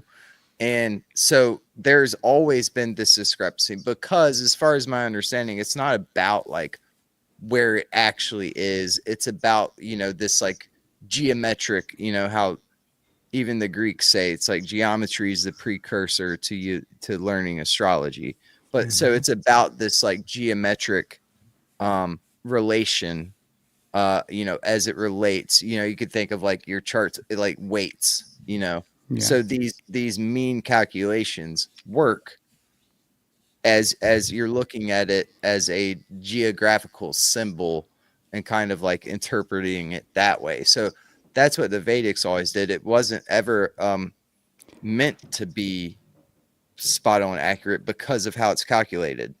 It's just the average lunar node. But I feel like the one person who like, I've heard make it a physical is right before he went a little crazy was Santos Bonacci was saying it was a physical thing before he went a little like, you know, what was wild, the physical thing? that these were physical planets there. Invisible obstructions. Yeah. So I have heard people claim this. I'm not saying that this is correct at all. Just saying I've heard like certain people who are into more of the occult side of things. You've heard They that. don't call the nodes. I've never heard the nodes called. Are you saying they've called the lunar nodes? Called Rahu and Ketu. Rahu and Ketu, which are the nodes as actual like planets that we can't see. Yeah. Let me take that. Tell me if this rings familiar, PK. Have you guys done the thing where you take your own finger and you float it in front of your own eye and it becomes a double terminated Herkimer diamond? Have you done that, PK? Say that again. If you take your fingers a certain distance from your own eyes and you stare past your eye, you'll actually create a floating double-ended finger. And that is because of the retinal spot on the back of your eyes is a blind spot. And so, and I don't know, has Crow been kind of going into something like this sort of idea too, that there's another body up there that might be causing, I mean, I haven't watched much of his stuff. Well, I just want to say that this is pulling the log out of your own eye. When you do this experiment, before you cast aspersions on your fellow man, you pull the log out of your own eye. And you kind of realize that even amongst your own experience, you are seeing two different stories at all times. Yeah. And that it is from the blind spot that is the retinal attachment point. Hold on. The ganglion, I think it's called the ganglion, is where this blind spot is in the back of everybody's eyeball. We have two of them, really. But yeah, I've just loved bringing the Jesus parable about pulling a log out of your own eye from that. And then PK, you're going to find out when Emily's show comes up. She had just got done talking with Mario earlier in the day before Chris and I were on with her. And they were talking about Mario. He had stared at the eclipse and burnt his retina, and he still has a hole in his visual field still today. And Emily, similarly, she peeked at an eclipse one time and it burned her eyes. And then she was, having some psychedelic residuals because of it. And I'll tell you, I can't help myself sometimes. I just can't help myself. Like some things I'm like, don't tell everybody everything. Don't tell everybody just every damn thing, dude. But I gotta like, I highly recommend experiencing an eclipse inverted upside down, because I can say with a great amount of confidence that I experienced the eclipse completely inverted from the rest of the world. Because I was upside down, the eclipse happened in reverse for me. And so it was a one-of-a-kind, unique perspective to be standing upside down and watching it not come from left to right, but right to left, as opposed to what everybody else is looking at when they stare at it. So yeah, I recommend that to everybody. Go up there and claim your own eclipse experience and make it one of a kind for yourself. And when I was upside down, my glasses flipped open. They actually flipped open at the very end. And I was like, oh shit, am I going to be blind? But I wasn't. But my heart, it hit my heart. It hit my adrenaline really hard when that happened. It was pretty fun. And then this fucking Sasquatch shows up. But I didn't know it until like a month after I recorded it. I was like, oh, and guess what else? I just got to keep going. Emily says she knows somebody who would recognize it if it was a Sasquatch.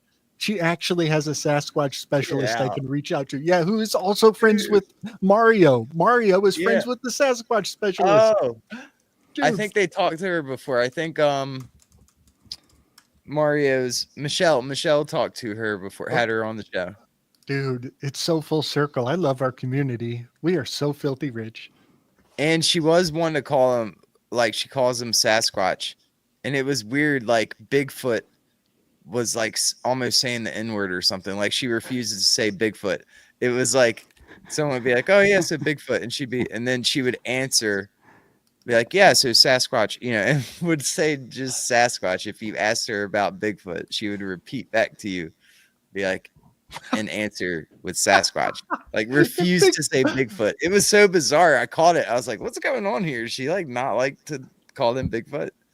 It's a pejorative, but only amongst the Sasquatch Yeah, kind. That's right, so fascinating. That Yeah. is so fascinating. Yeah. Wow. Okay. All right. So One last thing on this eclipse thing, which Uh-huh. might connect to something I think me, Gabe, you and I might have discussed briefly with Emily. Or no, it might have just been us two. I can't remember.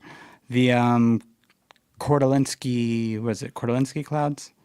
Or the plasma clouds that are at the Lagrange points. I'm wondering if maybe these Lagrange points, at least the L4 and L5 one, Oh.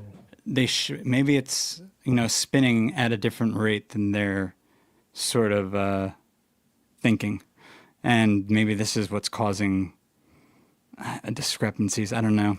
There's just something Dude. about that. All right. Now I'm thinking of fire poi. And when you're doing a fire poi, you can actually stall it and reverse it. And I'm wondering about the Lagrange points as a stalled fire poi, and that being a Rahu or a Keter. It makes me think of that because they called the two plasma clouds ghost moons. Right. Dude. Which is odd. So I mean I don't know. I'm just really pulling that out of nowhere. So there's nothing to back that up. Just Bro. something to think about. You're channeling your flamenco, buddy. That's what's up. That's cool. That's cool. The Lagrange points. Oh, you know what? I think that's in oh yeah, it's actually in one of the graphics. Here, let me okay. Oh yeah, because it connects that Yeah. that one. Yeah. Let's Okay. go there. Let's go there now. This is a good transition point. So I hope everybody who's here has seen every single live stream we've ever done because you're gonna need it. You're gonna need it. Let's see. So let's see. A few episodes back, we were talking about the Doge. PK, do you remember the Doge weaves we had going? Oh yeah. All right. So I was tripped out, totally tripped out when you guys pulled up the heraldry of the Doge, and it was such Of Venice. What's that? Of Venice. Thank you. Yes. And what this impacts me as is prophecy in these fucking tarot cards all along. And it's just extremely impactful that I've been looking at this and finding it in art at large, in mass, going all the way back to Star Wars. And, this is basically the Dagobah system where Luke Skywalker is doing his training exercise, hauling Schopenhauer Yoda around in the wilderness, learning the power of the Force and balancing rocks, balancing stones while he's in a single-handed handstand. I have to invert this card like Luke Skywalker in a handstand for it to fit into the heraldry of the Doge.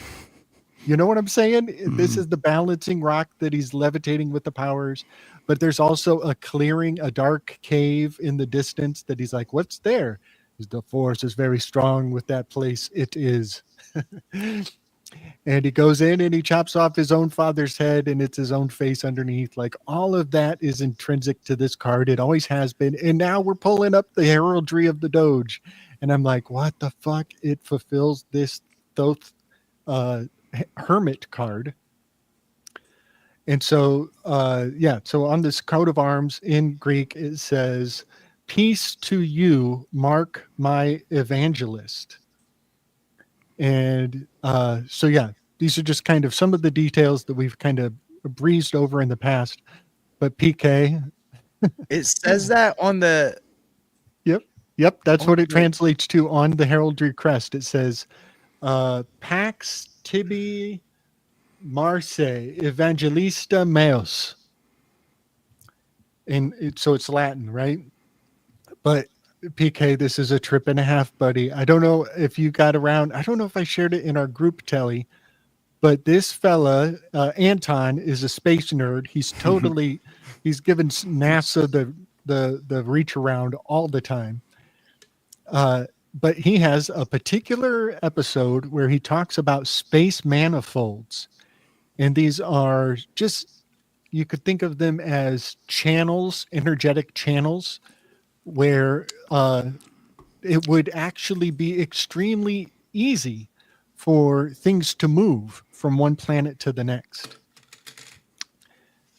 And the graphic of his manifolds looks like these crazy ribbons flipping and flailing in the wind here. What are you thinking, Chris? Yeah, these are like the plasma portals, which they say the solar winds kind of can come through sometimes. And I mean, it also is a very convenient way to kind of surpass their light speed narrative that they have, which I think is totally incorrect about there being like a constant speed of light. Can you read that one more time? What's the PAX TIBI? No, not in what's the translation? Peace to you, Mark, my evangelist. Mark. Oh, meaning Mark, Bible Mark. You got it. Yeah, because he's associated with that winged lion. right. All right. You got it. Yep. He's kind of the prototype. He's kind of one of the originals, the OGs, the firsts. Right. Yeah. So these space manifolds, the thing that stuck out, I didn't share this graphic, but when in the narrative around these manifolds, this is so fascinating. It actually says that they could, the travel could be conducted extremely efficiently with minimal effort. And I'm looking at this thing, the Department of Governmental Efficiency. He's describing interdepartmental efficiency in the narrative around these manifolds. And this video is at least 4 years old now. They let that out 4 years ago. But it was fascinating to me then, and it's even more fascinating now because we have a Department of Efficiency for interdepartmental exchange. We'll just say it that way. And then down here is a picture of the Lagrange points. What they tell us are am I saying that right? Lagrange? Yeah, the Lagrange.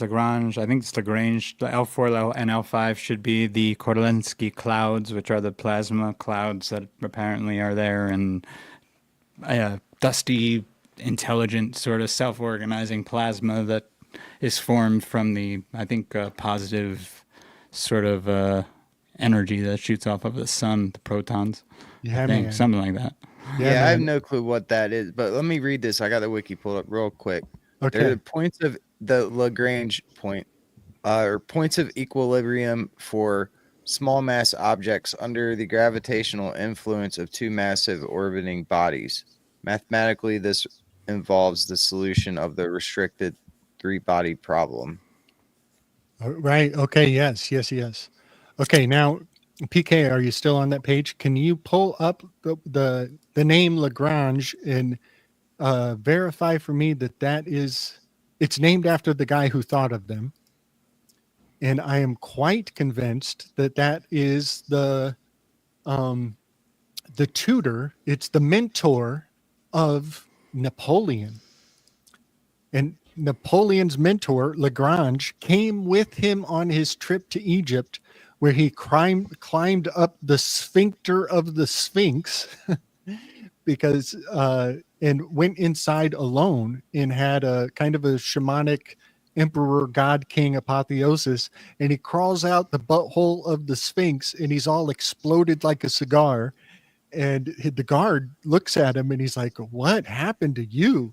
And Napoleon just looks at him and says, "Bro, if I told you, you would not believe me."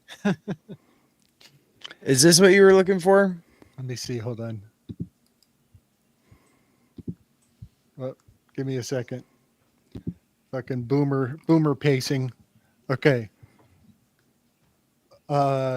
Lagrange. Yes. Joseph Louis Lagrange. Now, this is crazy, fellas. Guess what my master's name is in Capoeira, who taught me how to do the Luke Skywalker handoff or handstands. That's my mestre's name. Mestre Lagrange is my master's name. He's he's the one that taught me how to do inversions, prolonged handstands. And sure enough, this is the name of the guy that those clouds are named after. And so theoretically, let's just, let's take it sci-fi. Let's be all crazy spooky about it. Napoleon went into the sphincter of the Sphinx and channeled his psychic consciousness to other planets using the manifolds that are preserved as an artifact on the heraldry of the Doge of Venice. That is some far out shit. I want to be the first person on the internet to say that sentence. I think you just did it. It's interesting when you look up like these Lagrange. I don't know how to say it. We have to look this up so it doesn't drive all of us crazy. But when you look at the movement and how they have it all fixed, and it's like a bow. The way that it's all shaped, it's Right. really really strange. So I'm going to preserve the right to plug in Lagrange as Yoda and Napoleon as Skywalker, and the dark side of the Force is the sphincter of the Sphinx that he crawled into. And we'll see what comes out. We'll just see what comes out with that hypothetical correspondence. I think there's a lot of fun that could, be extracted from that theory. So they say, all right, so they're saying the Trojan asteroids are at the two areas where the Kordylewski clouds are too. Right. Yes, that's interesting. And there's two of them like ovaries. Mm-hmm. And every once in a while, an egg descends out of the ovaries and comes down to panspermatically inseminate the minds of the men and influence our decision making. And it might be systematic like a clock. Yeah. Yeah, I like that. That relates to the whole Steiner weave about how the asteroids, meteors influence us. Right. From a few episodes ago. Uh-huh. And who was it? Was it Hegel? I think it was Hegel who said he could taste the meteor season when he sips on wine. He can tell if it was a heavy meteor year or a low meteor year when he sips on the wine. thing. Yeah, it was like a well-known thing that after proceeding, so after a good wine year, that meant that a comet was coming. That's it. And the thought is because the earth just gave her nutrients to the good wine, the good grapes or whatever, that meant then she called for to be replenished by comet meteor. So that's the thinking, but it was kind of like just a well-known thing, not even superstition. I would say it was just like a known thing that, hey, we just had a great wine harvest, wine year. That means a comet's approaching or something. Pretty neat. Guys, yeah, we live in the most amazing times that we can even put these conversations together. Yeah. Over on the Occult Rejects, I just heard one of their guests discussing how when a woman is ready for action, she's actually releasing a specific frequency of pheromones that the man is then taking in, and the pheromonal frequency that she's emitting, he takes it in, and that pheromone is actually speaking to the one sperm who has the permission to enter. And so when they get together that night, millions of sperm get thrown into the task, but there's only one sperm that has actually received the pheromonal code, and that's the one who's going to get through. And when she talked about that, my imagination lit up, because that is the framing for Dante Alighieri's Divine Comedy. He was summoned by an angel, Beatrice, up high in the upper ranks of the order of the heavens is Beatrice, the angel. She sent a message, and he has to toil, and he goes down into the cold depths of hell. And I think the reason that hell is cold is because your nut sack is freezing cold usually. And then he has to ascend up the spine of Satan and go through the purgatory. So that's the ejaculation. And then he goes into Paradiso, which is the yoni, where he finds Beatrice. And once he finds Beatrice, he leaves Virgil and the other fellow who's a tag along. He leaves them behind, and he goes on with Beatrice. Super fun weaves. Super fun Nice. weaves. Do you have any more picks? Yeah, man. Let me see what I got that's good. Graphics.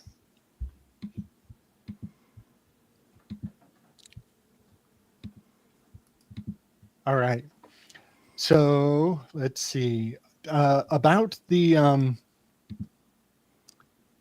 genetic wolf, the new dire wolf. So I think, Chris, you kind of picked up on it, right? That I was talking about the lupus constellation, and that sure enough, they blast us with the dire wolf headline. Yeah. You had mentioned even the wolf coming up to me a few weeks ago, that it was going to be coming up. Yeah. Yes, it is. Yeah. I'm not saying it's not true, but I am saying it is dependent upon mythological truth. And so October 1st is totally right in the time of year. The birth date of those wolves is in the time of year that that we're kind of going from Libra into Scorpio, right? Does that sound right to you, PK? October 1st is Libra into Scorpio?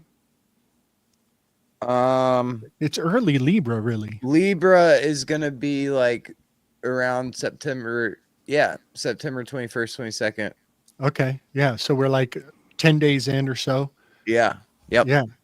So, yeah, the wolves were born. And so let's just pretend this is all true. Let's just pretend they're actually doing these things and that we should actually give them any credence.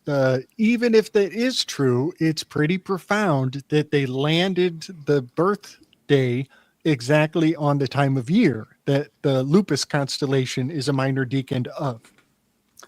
And go ahead. Do you know what they're saying that they did to the wolf? What do they change? Like 13, saying they changed or added 13. I don't know how they add anything. Honestly, I feel like CRISPR burns because of the name. Yeah, totally.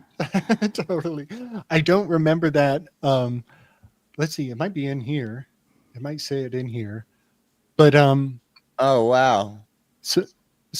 So they named the wolves Romulus and Remus. They're staying true to the mythology. Well, Of course. Did they really? Of Oh, course they did. Of course they did. Oh my god. Yeah, they're Dude, such I haven't assholes. looked at this story at all. I've just heard about it. Yeah, They're- neither have I, and I they're- should.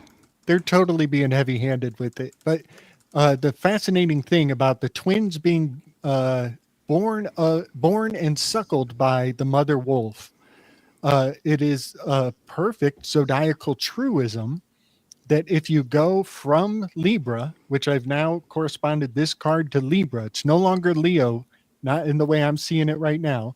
I've adjusted it down to Libra. Well, if you go 9 months around the zodiac from Libra, guess what? You land in the twins. You end up in Gemini. They're 9 months apart from each other if you go the long way around. But if you go the short distance, it's a 90-degree difference. And so the significance of 9 and 9 months on the zodiac, it has kind of dual geometric truth. That if you go the long way, it's 9 months. But if you only go the 3 months, one season distance, that's 90 degrees. And so, yeah, this myth from the story of the origin of the Romans, it is purely zodiacal, and it was Romulus and Remus who built the city of Rome. Well, to build the city, you need 90-degree angles. Your structures have to use 90 degrees to be upright to withstand earthquakes. So, and I just highlighted this part in the quote where it says, to revolutionize history. What the fuck are they? What does everybody think that means? I don't know what people are supposed to think that means, but to me, it means they're going to Mandela affect the shit out of what you thought the realm was, and normalize these technological advancements. Yeah, and gets real weird with I think it's weird that revolutionizing comes out around the same time of this out of nowhere, bringing back Handmaid's Tale, which is all about this. You can't have babies anymore, and they need to do it a certain way. And you have this extreme movement that pops up. There's so much in Handmaid's Tale, obviously, that we saw already play out. But for that to come back around the same time too, oh man, Yeah, there's something with the genetics that maybe something else is about to kick into place. But it's interesting too that the guy who's the CEO of the company apparently that did this, his last name that they keep using is Lamb.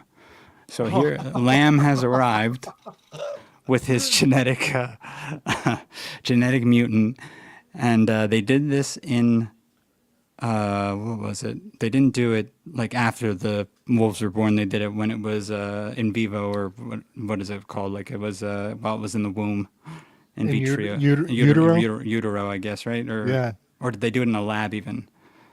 I don't know. Did they do it in a podcast?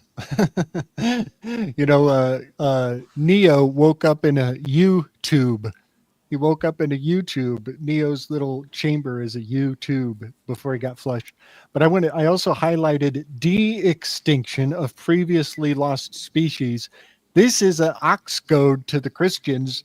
They want everybody who believes in giants, and that Hillary Clinton was looking for the burial chamber of Gilgamesh. She was looking for Gilgamesh's burial chamber so that she could de-extinct the bloodline of the Nephilim. I think they do that on purpose. They totally do that on purpose. Oh, wait, there's something else they didn't tell people. So, and I don't know if it was in vitro, but they created the embryos. They're saying, I don't know who knows what they did. They've made 14 edits or 15 edits and 14 genes. They could have switched, burnt certain genes that make you stop growing at a certain point, so the wolf got bigger. I'm more convinced they do stuff like that. But they also had a third wolf. I didn't hear anything about this, and the name is Khaleesi. Oh shit! I think a Khaleesi is the device that the Opus Dei put around their leg. I think that's what that's pointing at. I don't have receipts on this, but I can't find receipts on it right now. But I'm pretty sure it's accurate. We know that temple priestesses used to be called doves, right? Yeah. I think that they were also called wolves.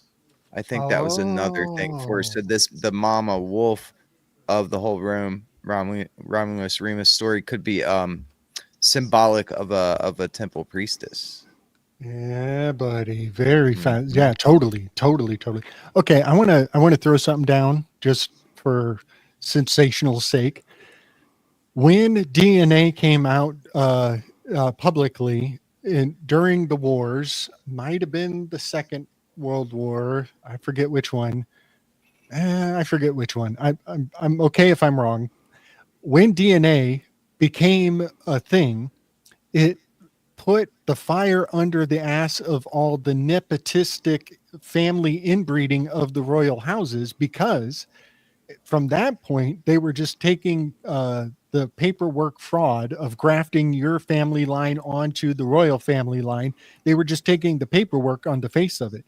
And when DNA comes out, they're like, oh shit, there's actually scientific techniques that we could disprove our sanguinity to the royal bloodline. So we got to burn everything and run. And this is why the book burnings happened. And when a book burning takes place, it's a boondoggle for the rare books market. If you hold on to your controversial books and everybody else goes and burns theirs, the value of your book is going up overnight, exponentially. It springboards the value of the books that you don't burn. And the reason why the book burnings are correspondent to the DNA sanguinity of grafting into royal bloodlines is because most of those books were Bibles, and the Bibles had the family trees in them. And so a shit ton of people were like, oh shit, the gig is up, and they're going to find out that we're not really the family we said we were, and they can prove it scientifically. So they got to burn the family history in the front page of the Bibles. That's what I'm seeing. And that's why I highlighted to revolutionize history, because the whole narrative is built up around, is DNA what they're telling us it is? Ain't that some shit? Yeah. See, even when you did that, I even looked at like the previously lost species, and I was thinking ancient priest class, bring back the ancient priest class. They're trying to bring back something. That's what it also triggers that in my head. Yeah, buddy. Yeah. So this one is inspired from a show you and I did, Chris, when we were buzzing on the Brunier Islands. The Brunier Islands. Yeah. Now I remember. Yes. Yeah. So the word Brunier Islands is almost an anagram for Bernie Sanders. If his middle name has a L, if his middle name is an L, then it is an anagram for Brunier Islands. But when we were talking about it, it was just kind of buzzing in the back of my head about, like, Bernie is he was the hope of the revolution, the Revolutionary People's Party. They lost hope when Bernie got burnt. And then, this was his iconic sulking scene where he shows up with his mitts and his body posture is all salty. Well, sure enough, in the Brunei Islands history, there was in 1959 1962, there was a small armed rebellion against the monarchy that was indirectly related to the Indonesia-Malaysian confrontation, which was ended with was aided by British assistance and led to both of the pro-independent Brunei People's Party. Brunei People's Party. So this is just a little graphic because their flag looks so much like the rebel flag or the rebel icon from Star Wars. Yeah. In the aspect of these hands, they're still kind of getting to me, like symbolically. Don't they look like surrender? It's like they kind of look like I don't know. They're kind of saying, I don't know. What am I gonna do? This is also, remember, that's Brunei Darussalam, where it's that weird Jerusalem name. Yeah. So it's like, you could look at the hands also as being like cut off hands. Like, I think you even said that the first time you saw it, like it was like a punishment for some sort of Sharia law in that area, because there is like a lot of Muslim sort of symbolism in that as well. But it also looks like the goddess hands that I think I brought that up one time, how they're always raised, usually, these goddesses. Yes. So, but it does look like also, I don't know, nothing here. yeah, totally. And this little crow's nest kind of looks like an inverted crown, like they've overthrown the crown. It's like it maybe signifies a defeat of the sovereignty. Maybe. Yeah, it's weird because it's the wings, and whatever those wings are, there's no like no head to it. It's almost like the pole is shoved inside of like a bird's ass. Right, right, It kind just of. it doesn't really make sense Yes. unless it's supposed to be a flower, but still, why is there a pole coming out of a flower? It's just very odd. Yeah, and you mentioned Sharia law, and I had mentioned the chopping off of the hands for petty crimes for theft, and I just maybe want to point at the descriptions of the ninth level of hell, where usurers and sodomites are being punished forever. I think it's in that level where there's disembodied hands coming up out of the earth. Oh, good I, call. I do believe so. To think of Sharia law in the ninth level of hell having to do with usury and sodomites, there's a lot of consistency going on. That maybe if we understood Sharia law, we'd be reading Dante's Inferno in a different symbolic paradigm. And I mean, I just heard myself say, why would a pole be coming out of a flower? And now I'm realizing the sexual symbolism that's obviously there. Yeah, And buddy. Yeah. it kind of makes sense with there being a king of Boni, or Brunei, but they call him the king of Boni. There's a famous tomb on that island as well for this guy. So yeah, I'm sure it is a kind of sexual thing, because they love their sex symbols. Yeah, buddy. So this is an oldie but a goodie from the Slick Dissident database from way back in the day. I think I saw Mario in the chat for a second. Big love to Mario, by the way. Mario has totally helped me get in touch with my cancer side, my sidereal true cancer nature. And sure enough, the Michigan glove, the Argo of the ovenment, the Argo of the ovenment is in my territory's map. Michigan is in Cancer, and so is in amongst Cancer. There are three minor decans. There's the Ursa Major, the Ursa Minor, and the Argo Navis, which PK and I have kind of gone into depth as to how they dismantled the Argo Navis in 1930 on 422. The peak of the Lyrid meteor showers is the date that they dismantled the Argo into three more diminutive constellations. They got demoted, and Hydra was rise to the top of the list. And by my read, this signifies the god of the heavens. I think that's Helios, who is always fighting off Python. And Python is always trying to make a comeuppance every day. And Helios has to strike him down over and over every single damn day. They go through the same battle, and Helios always wins. Well, the IAU actually dismantled the boat and maybe turned it into a submarine. And now Hydra has risen and is on the number one on the constellations by size ever since 1930 on the day of the Lyric meteor shower. Oh, shit. Hold on. Let me stop sharing. I totally dropped the weave. Let me make sure I don't fail. Hold on. That's so profound. And Argo Navis was the largest constellation for, Yes. ever. And then it being dismantled into three made Hydra the snake, the number one. The 9-headed snake that I consider the Enneagram itself, that I'm constantly slicing that Gordian's knot, and it comes back with shit I didn't notice the first time. So I want to kind of bring everybody back to that Sam Tripoli episode. Yeah, I think this is important. And the dates that this fella is talking about, the entrainment of all the near Earth objects, that they all came onto Earth and then kind of just barely missed, except for the one in Nigeria. The dates that he's talking about, PK, all land during the Lyrid meteor shower. Everything he was talking about, he doesn't know the meteor shower cycles. He's not paying attention to Slick Dissident. I hope not.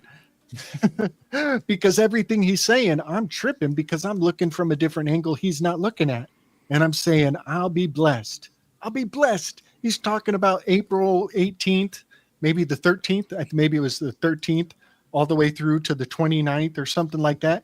In the windows he's talking about, they all land in the Lyrid meteor shower, which has an overlapping window with the Pupus meteor shower, which is the Argo. The Pupus, which is Argonavis. Yeah, is he talking about 2020? He's saying that happened in 2020, but guess what? Guess what though? He's saying that the one that's going to come in 2029 is going to land in the same window. In 2029, it's going to happen again. And he's all doom and gloom. The sky is falling. And I'm freaking out because if it is the Lyrid meteor shower, that comes from the comet that is named the Comet Thatcher. It's named after Margaret fucking Thatcher. And we've been under cultural Thatcherism for over a decade now, and everybody still calls it cultural Marxism. They haven't caught on that it's cultural Thatcherism. And here he's just talking about meteors, and I happen to know the history of the meteor shower window he's talking about, and it all hails to Margaret fucking Thatcher naked on a cold day. Oh, so there's doom and gloom in this too. He's talking about 2029 and coming back. He says that's going to be the big one, but 29 is the 10th prime number. He's the ciphers behind the ciphers make me say it's all bullshit, but it's so sophisticated. The bullshit is super sophisticated. Mm-hmm. Yeah. Was 2029, I mean, originally, because I know they're saying they had said one that came close was supposed to come back, or was that in 2040 something, 2049? Wasn't it 2049, the original date, that the next closest approach of a huge... I think, these are very important to suss these out. And you know what? Maybe I can, I'll just make a loose promise to put these thoughts in a graphic for the next time we get together, so we can be more. Apophis is 2029. Okay. Apophis is 2029, and PK, that's the name of the snake that the Argo is always fighting down and then that's the name of Hydra. That's the name of a lot of. Oh yeah. That's the name of Hydra that got exalted when they demoted the Argo. Doesn't it mean doom or something like that? It means something pretty negative. Yeah, it's always negative. But it's totally the Hydra that got exalted to the number one by size, PK. The consistency is out of control. And hold on. The one, Chris, I think you're thinking of the one that they say will strike on December 22nd of 2032. Is another one that they're going to be buzzing about. But the thing about that is December 22nd is the peak expression of the Ursa Minora meteor shower. And that is a meteor shower raining down over the constellations of Cepheus the Emperor, who is in the shape of a house. The man makes the house. It's raining down over Cassiopeia right next to him. The woman makes the home. And right next to them is Cameloparditis. This is the nativity scene of the Christ. And the meteor shower comes out of Ursa Minora every December 22nd, illuminating the nativity scene in your front yard that you have for Christmas. Because Cepheus is the shape of the house. Cassiopeia is literally in the posture of the Virgin Mary. And there's camels of the three wise men coming along the spice trade routes, who I think are Aristotle, Maimonides, and Averroes.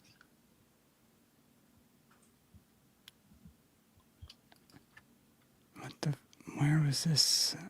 Do you remember when they did the symbol for Apophis, Apep? It's basically Apep. It's the god from Egypt, the snake. They did that symbol that they put up on it with the asterisk, and it's like a circle, and then it almost goes into an ampersand in a way, but it's like not. It's like half an ampersand. It's not a full one. It's like a weird. Did you see that when they did that? No, but PK and I were just talking about ampersand. I remember. I mean, it's not really an ampersand. It's just like it's bizarre. I remember when I saw it, everyone was like saying it looked like the tail of like a devil or something like that.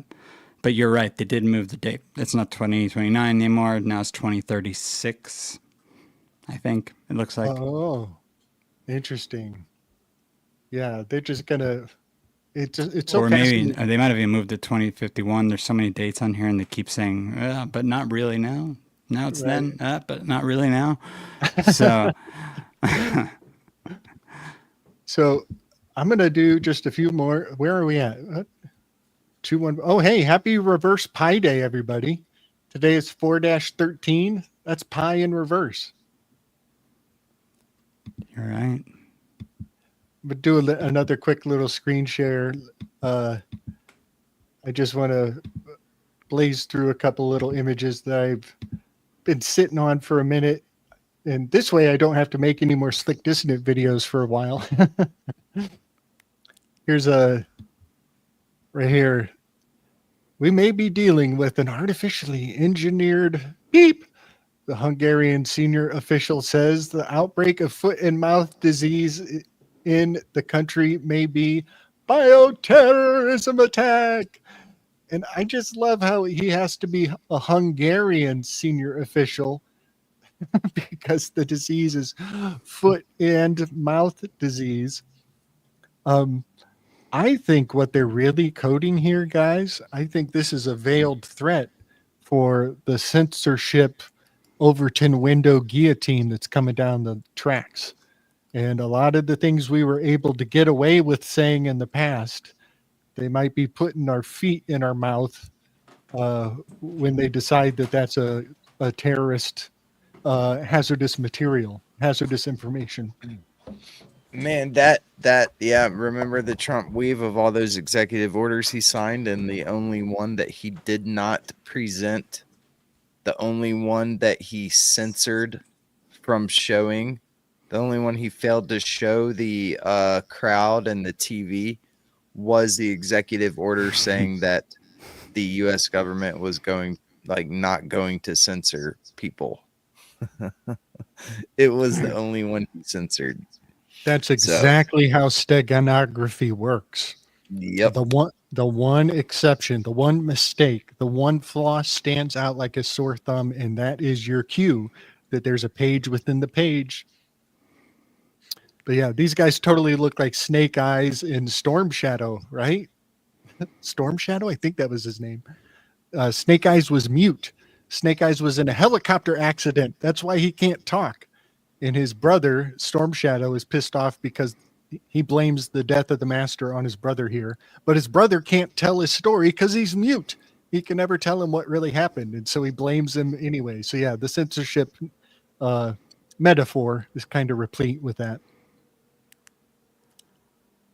And this is a fun one that I shared with Chris and Emily. I was talking about the island of Cyprus and how it points directly at Turkey, but it's very close to Damascus. I think Damascus is a little south right here, but that's the point of biblical prophecy where the Christians are counting the days till Damascus is rised to the ground.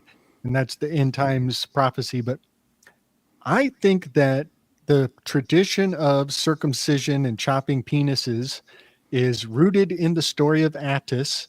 And Attis was cast down onto this island, and his mother, Kybele, watched him prosper even with his dick chopped, and she lifted him up and salvaged him. This is the island where all the copper comes from. This is the namesake of the word copper. This word Cyprus is the namesake of copper at large. So yeah, I think a lot of the acrimony of people realizing that uniform genital mutilation is not any less cruel by virtue of doing it to everybody the same way. Also looks like is this when you were always signaling the stingray or the devil ray? The shape of the island is like that stingray sort of look. You're so very right. It does. Or even what's that weird fish with a unicorn? Oh yeah, the swordfish, right? No, there's even another weird one. It looks like literally a unicorn's spear on its head. It's not the torpedo fish. Somebody in the chat will know it. That's super random trivia.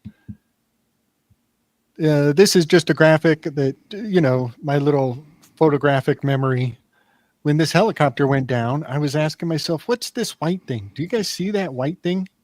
That white structure right there? Almost Yeah. Yeah, what is it? I have no idea. It looked to me like a Lego dude with his head popped off or something. Can we get closer to it or no? No. I don't know how to zoom. But yeah, I just snapped a picture of this. Happened in the Hudson. Do you guys remember me talking about Schadenfreude and getting pleasure out of? Yeah. So Hudson is SHODUN. Schaden. Schaden is in the Hudson, and so many trauma events are brought up in people's memory from the Hudson.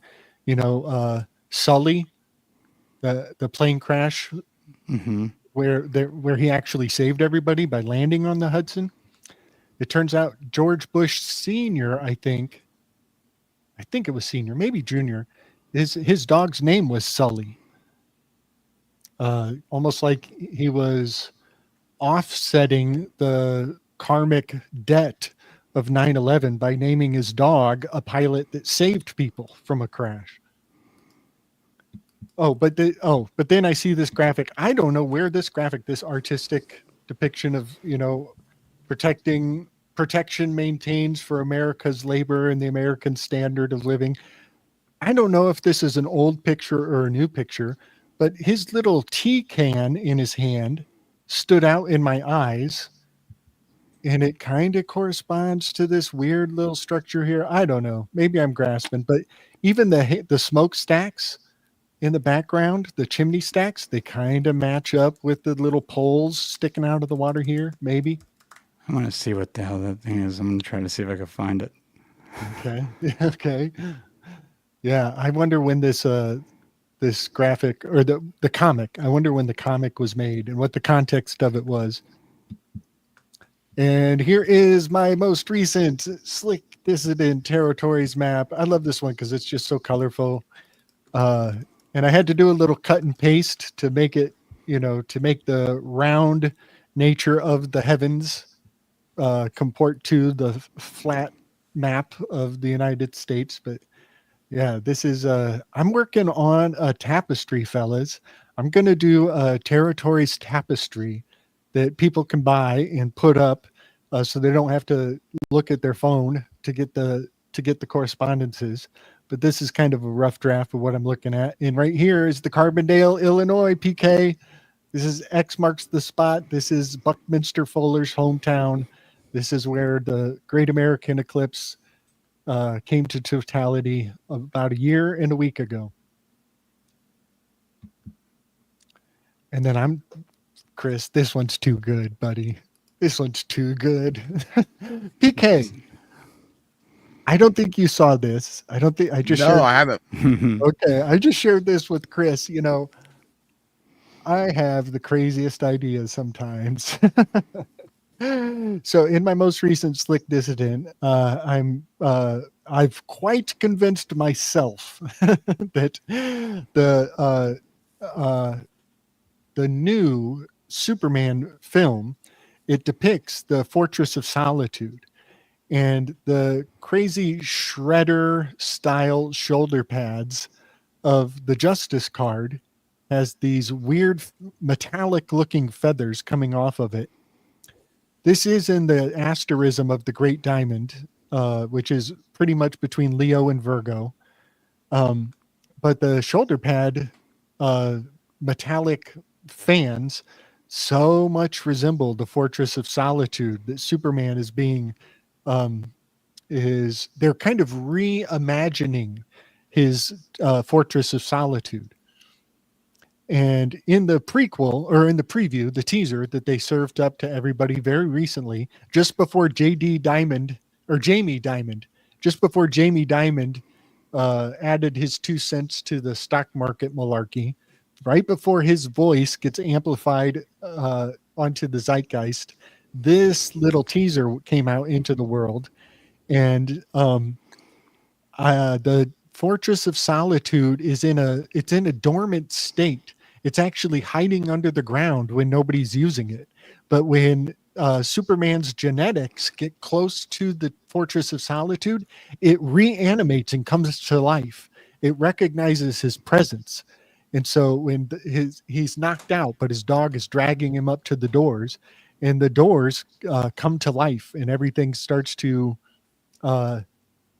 it's all automated. The whole house, Superman's house, is automated fully.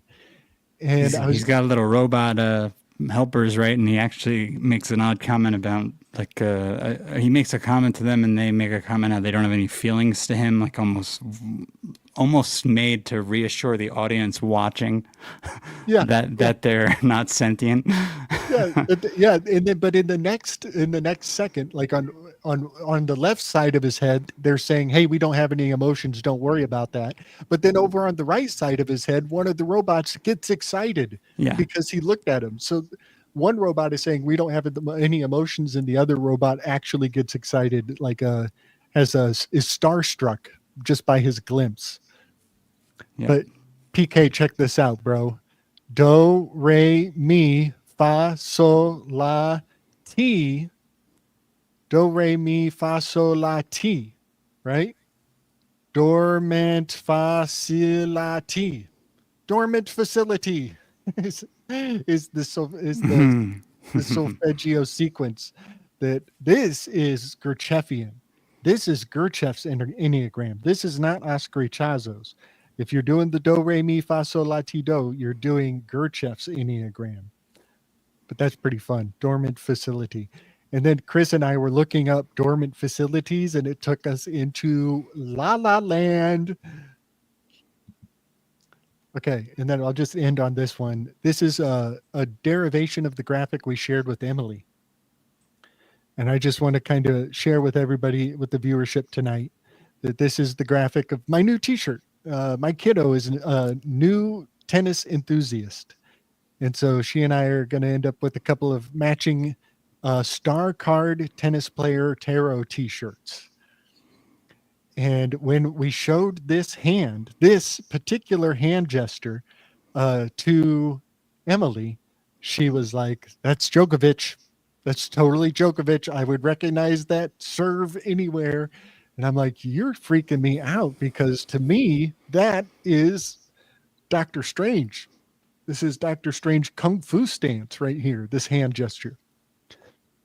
And he's totally he's the Magi card. Dr. Strange is the Magi card from the Rider-Waite deck, more so than any deck. But this tarot card that I brought to Emily is actually number 17, is a star card. But yeah, she goes into real deep analysis of the nuance of serving a tennis ball. And it was so fun. I had so much fun with Emily. Big love, Emily. Always fun with her, always. And this is an awesome graphic too, by the way. Yeah, there's a lot here, isn't there? Dude, we could go on forever on it. It's pretty far out.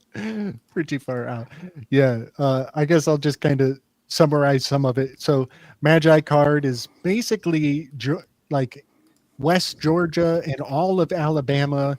Alabama's capital is Birmingham. Birmingham is an anagram for Hermes' brim. The brim of Hermes' hat is part of his iconography. He usually has a kind of a UFO-shaped hat in the Greek Hermes. He's wearing a UFO hat.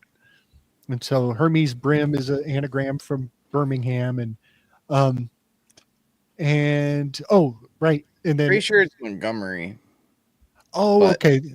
Then no, I'm not thinking about the capital. I think I'm just thinking about one of the Birmingham's probably the biggest city, though, for sure. Okay, maybe it used to be the capital. I wonder if they switched it.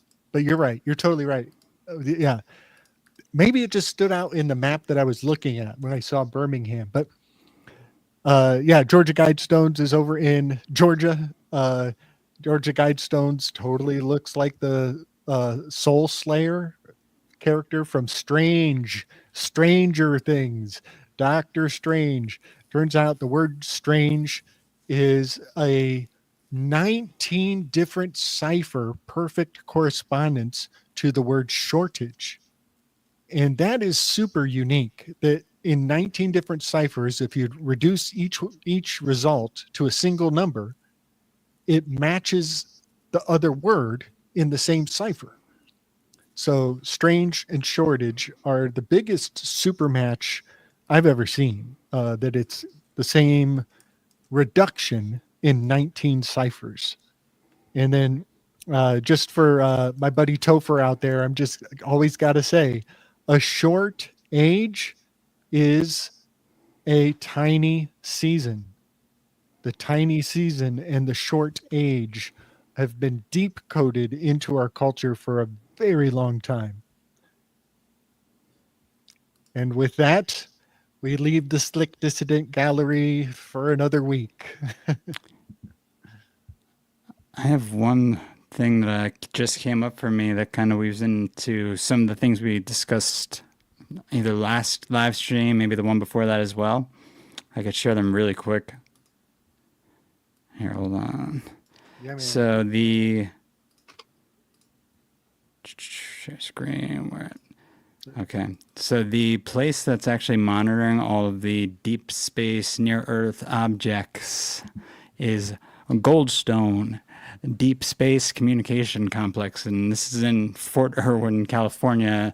The Goldstone thing immediately, like, it popped out to me that this use of the word gold is everywhere because we're supposed to be in the golden age. I don't know if that's going to be the case or not. I hope so. We'll see. But this is at Fort Irwin, and so, okay, first let me show you Fort Irwin thing, because this also reminded me of that graphic you had up that you were showing me the other day, where you shift the Enneagram and it actually gives you 3 different triangles. And I can't remember you're doing it for various reasons that were creating frequencies, I think. Yeah, that's Yeah. another. Yeah, the frequencies on the Enneagram, they freak me out because the devil's tone is hiding out in there. The F sharp and the devil's tone is hiding out in there. Those Yeah. look like Pythagorean triangles of the 108. Yeah, this is 108, really 36, 36. Yeah, this is really interesting to have on this Fort Irwin. This is the patch they all wear, their sleeve insignia. But the funny thing about this place is that they filmed the beginning of Ice Station Zebra there, and this is the film that Howard Hughes had on repeat in his bunker before he supposedly died. And I was like, what? I just saw that and I was like, what? And also, I guess this is featured in Prometheus in the Incredible Hulk TV series for the episode Prometheus. Dude. And a Howard boy Hughes- and a boy and his dog. So then we got Crypto and his dog, or Crypto and Superman. Oh, that's right. That is the dog's name, is Crypto. That's Yeah. right. I totally forgot that. Wow, buddy. This really substantiates my claim that Howard Hughes is the Incredible Hulk, is the strength card / lust card. Dude, brilliant dig. Yeah, I Really? just thought all that was so weird. You know what? Do you want to go into our shared telly and do a little peruse and just kind of cherry pick any of the threads you were picking on from Sure, our telly? if there's anything Yeah. else, yeah, sure. Yeah, man, because Let me see. yeah, because we got to empty the cup. We got to empty the cup because otherwise we'll be on overload for the next time we want to share stuff. Folks, Chris is constantly in rabbit warrens that we never knew existed. It's so amazing. It's too many. I go down too many, man. You It's guys not- do that. I got to bow out. I got it Okay. early morning tomorrow. That's right. But, That's right. Oh yeah. Yeah, this was a blast, and definitely let's do it again. Yeah, yes, buddy. PK. I will miss you not being here Yeah. for the rest of it. But We'll miss you guys too. All right, bye yeah, everyone. We'll in see you chat. soon, brother. Big See love y'all. champion. All right. Let's see how we can. Is there anything specific you're thinking of that we were?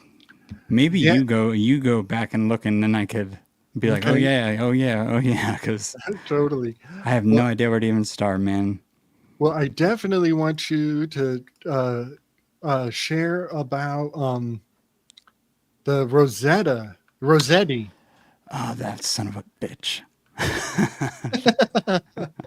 Let me go. 'Cause he's been kind of haunting you on the periphery. He still is. I need to look more into him, but I'll open his page back up just because the problem is there's 2 of them, and there's been 2 of them the whole time. So I guess we're getting it back into this twin thing. They're not twins though; they're just related. But they both had very similar jobs, and I couldn't find the other one until just right before the show. And let me see, I have it. Here we go. And you know, the Rosetta Stone is kind of it's a linchpin cornerstone of historical fraud, because allegedly all we know of the hieroglyphs of the Egyptians has to run through this Rosetta Stone artifact that allegedly Napoleon, maybe somebody like that, discovered when they were conquering Egypt. And so they think that they have the cipher of all hieroglyphs. But I just want to bring Athanasius Kircher onto the map, who predates all of that by some margin. But Athanasius Kircher was also obsessed with hieroglyphs. And the word hieroglyphs, it means sacred writing. But the word sacred kind of means sexual in a weird way. Once upon a time, like hiero had an erogenous nature to it. That is to say, like, it gets a rise out of you. It affects your desires. It brings your lusts or your passions forward. So when we say sacred, it's just so bland, and it just doesn't mean what it should. That is to say that it actually compels your psychology. It grabs onto your spirit and moves you, is really what the word hieroglyphs means. And we just use the word sacred because that's easy to dismiss. But really, it kind of means mind control writing. Dude, I mean, that's literally the whole thing that Steiner gets into, and so does just in the Republic as well. I mean, this is talked about how like we shouldn't even, like, they don't even want us to be writing because just writing itself becomes like a mind control, and we can never keep track of our own thoughts. After a while, we start just repeating things. We start repeating histories that are created, which, right. I mean, look what happened. Oh, geez, we're in a bad place now. Yeah, buddy. Yeah, man. I wanted to open the one other guy too, besides this guy, the guy who has the same name as this guy, because they're both. Let me find him first. Man, what a name. Radu Rossetti. Yeah, so here's the other one. And this was really weird. I've never heard of this, but there's so many things with these two.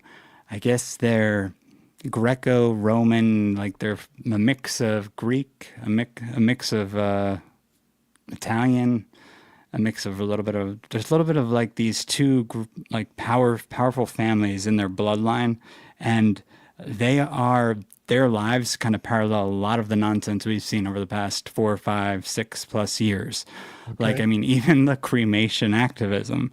I mean, this is something that they were doing out here just over the past 2 years, making it a big deal where like they want to be able to cremate you and then put your body back into the like use it for fertilizer. yeah, totally. And for quite a few hundred years, mummy dust was a commodity, and they were literally people eating up mummy dust left and right, and they were probably getting the mummies from the native tribes of America, and because it was a complicated process, the more convoluted the process to produce the dust, the more money they can get paid for it. And so the more exotic it is, the more people pay out at the wazoo. And the strange thing is that compulsion to pay more because it's foreign and exotic, that is tipping the scales of the placebo effect. And that means they were probably getting results. But it wasn't because the dust does anything. It's because it's so exotic and they paid so much that it tips the scales of the placebo effect. Yep. Yeah. No, I totally see that. So, all right, let me get into this before I forget what the hell these guys even did. Because, all right, I think we had first got into this when we were in the Romania thing with the whole Nosferatu and Ovid. and Andrew Tate coming over here and things like that. Yep. And it wasn't this guy that I saw, but this is the guy related to him, so I wanted to get him out of the way. I wanted to mention the cremation thing. That's the main thing. But I mean, you could, if people can go through his wiki if they want to. He's basically like a far left. But the weird thing is, these guys aren't leftists in the communist sense that we know. They're nationalists who are communists. And so it's like very similar to kind of what you see with the technocrats and the way they think things should be run. And they have this weird thing where they're partially anti-Semitic, but not anti-Semitic. It's all real sketchy. And they're always, they're huge into the postmodernism. They write a bunch of propaganda. They have their hands in everything. It's just bizarre. Let me get back to the other guy now, because this is the more important one. So this is the dude who was writing about the pogroms, which are actually these are like riots. Like this is what is being depicted right here, and they called them like programs, basically like these revolutions or riots that are happening in the streets in the areas that this guy's living in. And I think he's going through, where is he at? He bounces around, and so does the Rossetti family. They are everywhere. But you can see he gets in a little trouble because he's a little bit of a mild I mean, have you ever heard of this? A mild anti-Semite? Like what? And he uses this as his name. His name that he uses is Verax. That's his writing name. His what's it called? The pen name. Yeah. Which I don't even know. Like I had thought it meant something. Didn't I say it's something that was a lie? But no, that was what one of the people who were his critics said it meant, and they said he had a poisonous pen. You think of Verax, it kind of does feel like a poison or toxin or something like that. Yes, I didn't get a chance to look up what it actually means, and I have no idea why he's using it as a pen name. You know what it is? That's going to be the next cowpoke. They're going to name it after him somehow. Doesn't it sound like that? It's like maybe let's look that up actually, maybe real fast. What the Verax Man, some very fascinating. So it's Latin and it means, let's see. So okay, actually I guess it's a form of truth. Truthful. So it actually means the opposite of what the people were saying. So it means truthful, but it does. But see, ironically, you then automatically want to think he's being deceitful. Yeah. That's. I think we said that last time. Was like, there's that old maxim of like, everything I say is a lie, but you can trust me because everything I say is a lie. Yeah, it's like even when I tell the truth, even when I'm lying. I tell the truth. I tell the truth even when I lie, or something like that. Like that. Yeah. Yeah. I always tell the truth even when I lie. I think that's what it is. That's it. Yes. I see it. I feel like I've seen that in a lot of Italian like gangster movies and shows. They say that every once in a while.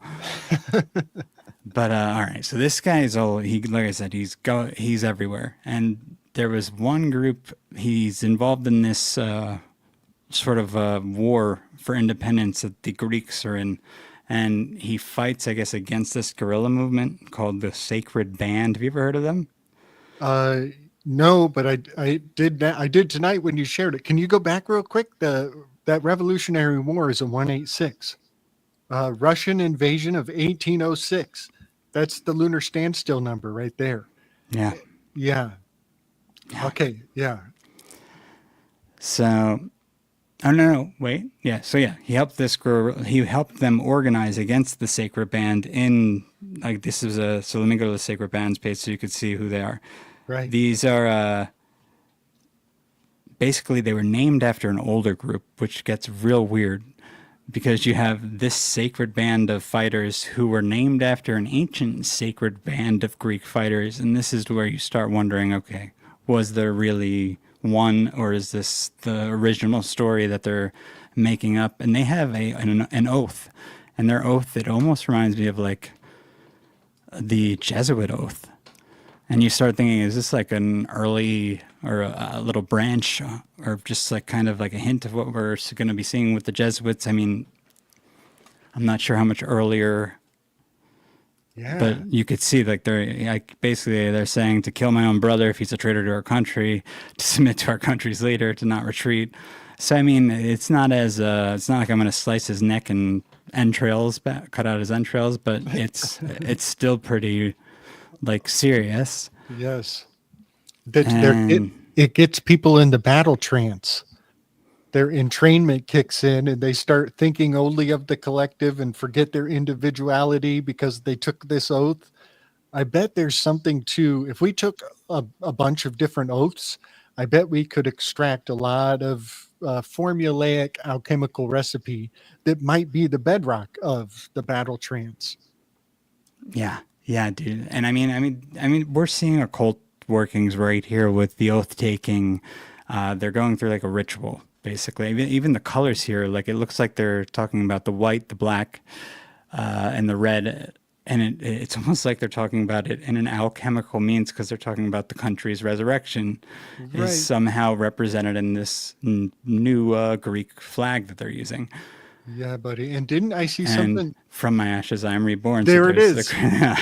There's the mummy dust. And I didn't even know that was there. So I mean, it just kind of shows that there is something here of a connection between all of these people, even if they're acting like there's not, or these stories, we should say, because we don't even know if these people even existed.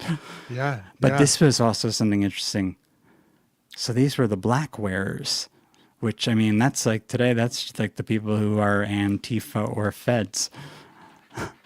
Wow. So this was going on all the way back then. Dude, it's the Antifa. Yeah. Look at his elongated skull too. Yeah. So this is let me see where it says that this is the even the completion of the training, there was a ceremony. I mean, this is a whole thing. Yeah. And where does it say that it was named after the old Jesus, my cat? 1 second. Okay, go ahead. Yeah. So one thing I just want to point out the elongated skull. It is said that the headhunters, when they eat brains prepared just right, that it actually expands their skull. That they have like a cephalo inflammation of some sort, and over time they actually do. Their skull becomes oversized. Especially if they're doing it at a young age, when they're still going through their hormonal procedure. So you can do it just by diet, you're saying? Yeah, yeah, That's interesting. I did not know that at all. yeah. It's a fascinating book. I'm not saying it's good, but there's a book by a guy named Oscar Kismayerth, and the name of the title is "The Beginning Was the End." And this guy was obsessed with some crazy, creepy shit. There's a lot of sensationalism, so take what's good and leave the rest. I just think it's important to understand what your enemy believes. And that's why I read these kind of things, is just to kind of see what their mythology builds out into. And so, yeah, that's part of where I learned that these the headhunters really do have some sort of brain swelling, especially if they do it frequently. Yeah, yeah. See, I'm trying to find where it said this had been named after an ancient group, and I actually think the group they're named after is the group that the movie 300 was created after, because I'm pretty sure now I'm remembering that, because if you look here, it says that there were 120 members of the sacred band, then it reached 400 members, and eventually they're like, these guys are killed. So, I mean, it's kind of like the same sort of fight to the death type of thing. And if I can't find the reference, I'm just going to go back at this point, because it's there somewhere. I might even be looking at it and missing it right now. Right. And he's got that skull and crossbones right there on his shoulder. Mm-hmm. It looks like a Globus Crucifer. It's like a Globus Crucifer skull. Oh, this cat. 1 second, one more time. Yeah, buddy. All is well. Dude. Oh, man. I really love that that we're looking at Antifa. the roots of Antifa. Well, isn't it wild that, like we were saying, like it's like there's this weird thing with the Greeks, and it's apparently they were hidden in. It's also part of the Romanians and the Greeks. Like there's this weird thing where the Greeks were a huge part of whatever the hell's going on now. Yeah, Oh, here it is. He borrowed the name from the sacred band of Thebes. that's right. That's right. Yeah. So that's it's just wild, and that's who this. Where is he at now? Where'd our boy go? Not this one. I'm gonna have to go back. Yeah, the Radu Rossetti, who looks like Anthony Fauci when he's really old wearing a hat. That's who he was fighting against at one point. So we have that. What else was he into? He gets into a lot of stuff, this guy. He bounces around. And, all right, let's see. There was an interesting part where it starts talking about, we see the National Liberal Party in opposition to the Conservative Party, blah, blah, blah. But there's the United Principalities, which is another thing I mentioned to you. Yeah. And if I can find that, we'll see, because I haven't looked at this page enough to get it quickly. I apologize. All is well, buddy. Yeah, there's the Verax. Yeah. And I mean, you could see here, like, he's getting crap from some people who are saying he has a poisonous pen. They're saying he's a liar. They're saying Verax is synonymous to a liar coming out of the Jewish Chronicle. Yeah, there's this venomous pen thing. But, like, at the same time, he's expressing sympathy for Zionism, and he's not really, it's not like they're punishing him in the way you would think you would get punished for speaking out against this group. Especially if this group if the Zionists are as powerful as some people think they are. Maybe they're not. Right. But it kind of makes me think of the auto pen. The fact that the auto pen is like maybe not as mighty as the sword after all. Maybe they found the one sword that is more impotent, or the one pen that is more impotent than any other pen. Yeah. And I mean, I still can't go over the pogrom as a violent riot incited to expel an ethnic group. Oh, that's new. I didn't even know it said that. Yeah. Yeah. So the pogrom is really interesting. All right, where the hell is look at how much history is written on this guy. My question is, who the hell had this history and who wrote it? Because have you ever heard of him? I haven't. Why is he so important that he has this big of a page? Shouldn't this be someone? He has a longer page than the majority of people we learn about in school. Yeah, totally. And it's like, I mean, I get it that the people who run Wikipedia are probably mostly, they have sympathies for the communists, but like this guy isn't even full blown. He's not full blown communist. He's like something different. I mean, he'd be closer to like I said, he's a national communist. It seems like so. He's something different than what you'd think they would be sympathetic to. What if this is totally theoretical, and we're talking in Roblox here. So, what if, much like there is a Western Latin Catholic system that is antagonistic to the Eastern Orthodox Catholicism, what if there's the same thing amongst the other religions?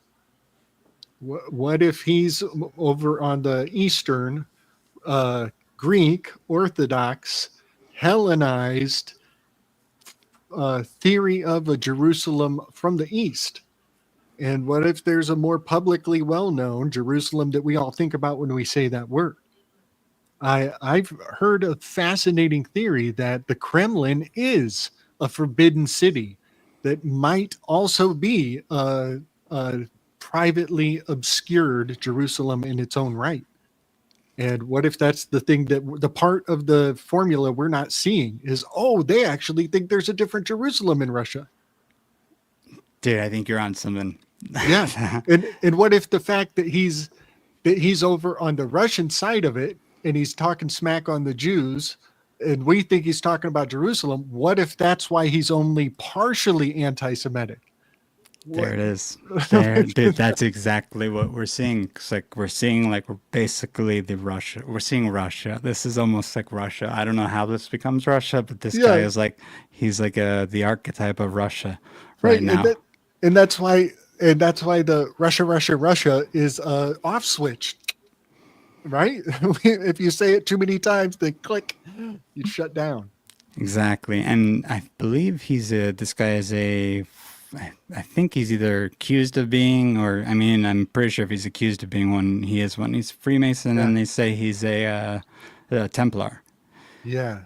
I think they Okay. were saying that I can't find the United Principality United Principalities thing. This is such a long page. I mean, Jesus Christ, we're just getting to the bottom.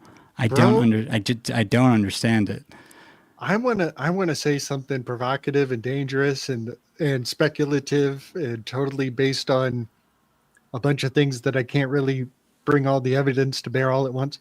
What if Russia is the behemoth, the oligarchical, land-based um, governance, and what if what we call I call it Catholic Judaic Catholic Judeo system of control? What if that's the Leviathan? And they would be more democratic, much more mercantile centric, oceanic. The Phoenicians kind of historically. I wonder if the behemoth is really the crypto Russian Orthodox hidden Jerusalem is the behemoth, the land based. It seems like that could be the case. And this is going to tie into it though. Here's the United Principalities of Moldavia and Wallachia. So this is, and you could see their flags, how interesting they were. They just are like, yeah, we're going to just boom, boom, combine the two.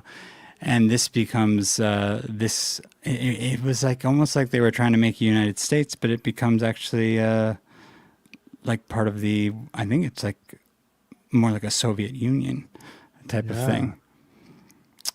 Yeah. So they create the Romanian United Principalities. They get a new constitution. They get its own flag, and then becomes a kingdom. And you get more country. They throw Transylvania in there, and eventually we get Serbia. I mean, this is becoming Russia. Yeah, buddy. Yeah. Dang.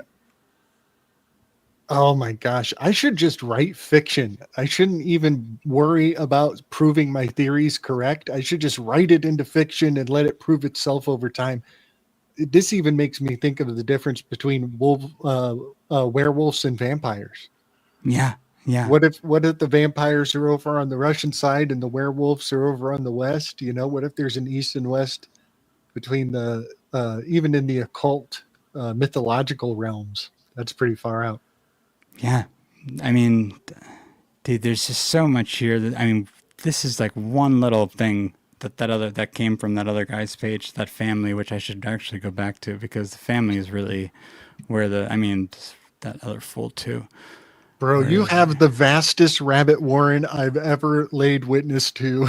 It's so fun. It is so fun. But yeah, this House of Rossetti needs to be looked into. This Byzantine, Greek, Italian, Genoese with the Templar cross family. They're just there's a lot of them, and they all princes and poets and writers and basically propagandists and politicians. Yeah, man.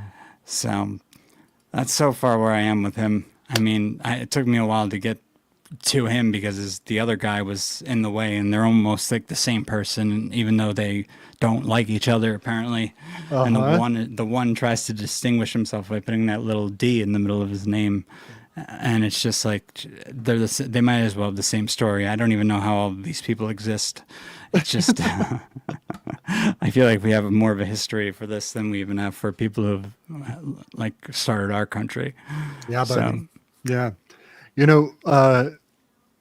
Maybe one more thing. I'm skimming through our tally here, and I noticed you sent just before the show. You said that maybe it's in The Handmaid's Tale that they said the sword of Damocles Yeah. hangs above all of us at all times. They were saying that on the radio on NPR. I heard it. It was Recently? on. Yeah, I heard it on over there Okay. next door, and they said it today. They were like, they Yeah. were all going crazy about all the tariffs, and then one guy was like, "The sword of Damocles is above us at all times." I said it basically any moment one of their heads are going to be chopped off. Yeah. Okay. All right. I'm starting to pick up on the leap year signature here. Ever since I discovered that leap years syncopate to election years, the more I kind of build into what that means, the more I think that, and in some cultures, I think they said that every 4 years was called like women's entitlement season. They would, like, every 4 years they would make it look like the women are going to finally get ahead, and they just encourage the women, and that stirs up the shit. And then for 3 years they're like, no, hold them down. And then the 4th year they release the hounds. Yeah. But this idea of the leap year, every 4 years is the leap year, and that's musical, right? 1 2 3 1 2 3 1 2 3. So yeah. So I'm thinking we've been entrained onto a leap year pattern, so that like the barnyard wall gets erased every 5 days, and nobody can remember how they got there because they're always erasing the barnyard wall. Well, in a strange way, if we just pay attention to the 4 years, there's some, I think they can formulaically release the same spells on the same sequence so that we are entrained back to recall, even though we don't know we recall. I like that. Yes. And That's something we should look at that. Yeah, buddy. And I distinctly remember the sword of Damocles was evoked in 2020. I'm pretty sure. I'm pretty sure I remember that too, because I thought I brought it up in a show with Emily even back then. Yeah. Yes. And I remember when it came out that last time, I was like, damn, I wish I had that metaphor. I wish I had that metaphor ready to go in so many conversations. It was like the metaphor I was looking for, and somebody else said it. And I had this, what is that? Like a FOMO or some kind of like a FOMO for not having it. Yeah. Yeah. FOCHO or some new version of it. So yeah.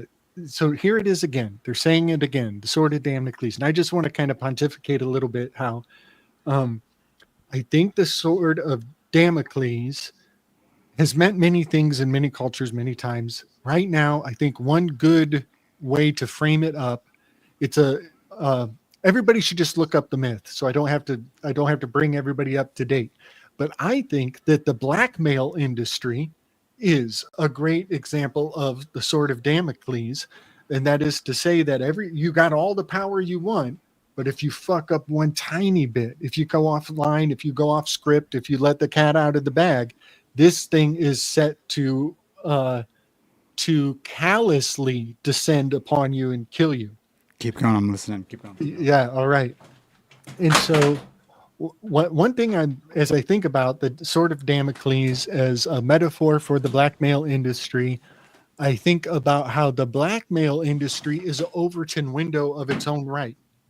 And that is to say, like 40 years ago, or maybe 100 years ago, during the last world wars, it was enough if a person was homosexual, and if you could prove it, that was enough to own their soul and put them under the pressure of blackmail and make them do anything you say, because in some places being homosexual was totally illegal. And there were laws on the books against homosexuality. And now we're in a new age where we're like, what's the big deal? People like the butt. What's the big deal? Let it slide. Well, the big deal is that now it takes more to blackmail somebody. And you have to compromise them now with pedophilia. Yeah. And so the Overton window of what's socially acceptable as we become more libertine, then the ante for being blackmailed becomes more and more diabolical. You know what I'm saying? Yeah. And it's interesting that the media, the whatever these people are, the demons in the media are saying this now, when back in 2020, it was probably people like us saying more so about like them. Like Yeah. they were the reason like anyone was feeling this way because they were lying to everyone. And now that Totally. they're feeling a bit threatened, if they even are, maybe they're not. I'm sure the normies who are working at these stations are feeling like they're just scared. It's like the other side of the other wing of the bird is feeling what the rest of us were feeling for 2020 to 2024. That's a Like great a point. weird threat from that probably doesn't exist from the person in charge in the administration. Right. Yeah, that is a great point, man. And one other thing about this, the Overton window, I call it the Overton guillotine. the Overton, which is a Damocles sword. The guillotine is a Damocles sword, right? So another thing about this Overton window of like 100 years ago, you could just control a person's everything by virtue of proving that they were gay, and now you got to take it to a further extreme. There's a similar thing with the Overton window around what conspiracy theorist is projected to be, the pejorative of conspiracy theory. It's lost its edge. It's not enough. You can't hold somebody down by just calling a conspiracy theorist. And so they have to resort to an even darker pejorative. And now it's black pill. But it's the same damn thing. But they just have to make it, they have shifted into the pharmacos paradigm and almost threaten you with this word. Now, I just want to say, like, for one, black pill is Twilight language for black people, right? Black people, but also, what are we talking to each other on right now? We're using a black pill so that our voice can be amplified into the world. And so in a strange way, and it's in our mouth. It's like right here on our mouth. Yeah. So the black pill is kind of already insinuated by the podcasting culture at large. So yeah, I just wanted to point that out. And it's in the shape of of Pluto's sigil. The Pluto glyph is that shape right there. It's a monolith, basically. It's kind of another one. Yeah, I mean, yeah.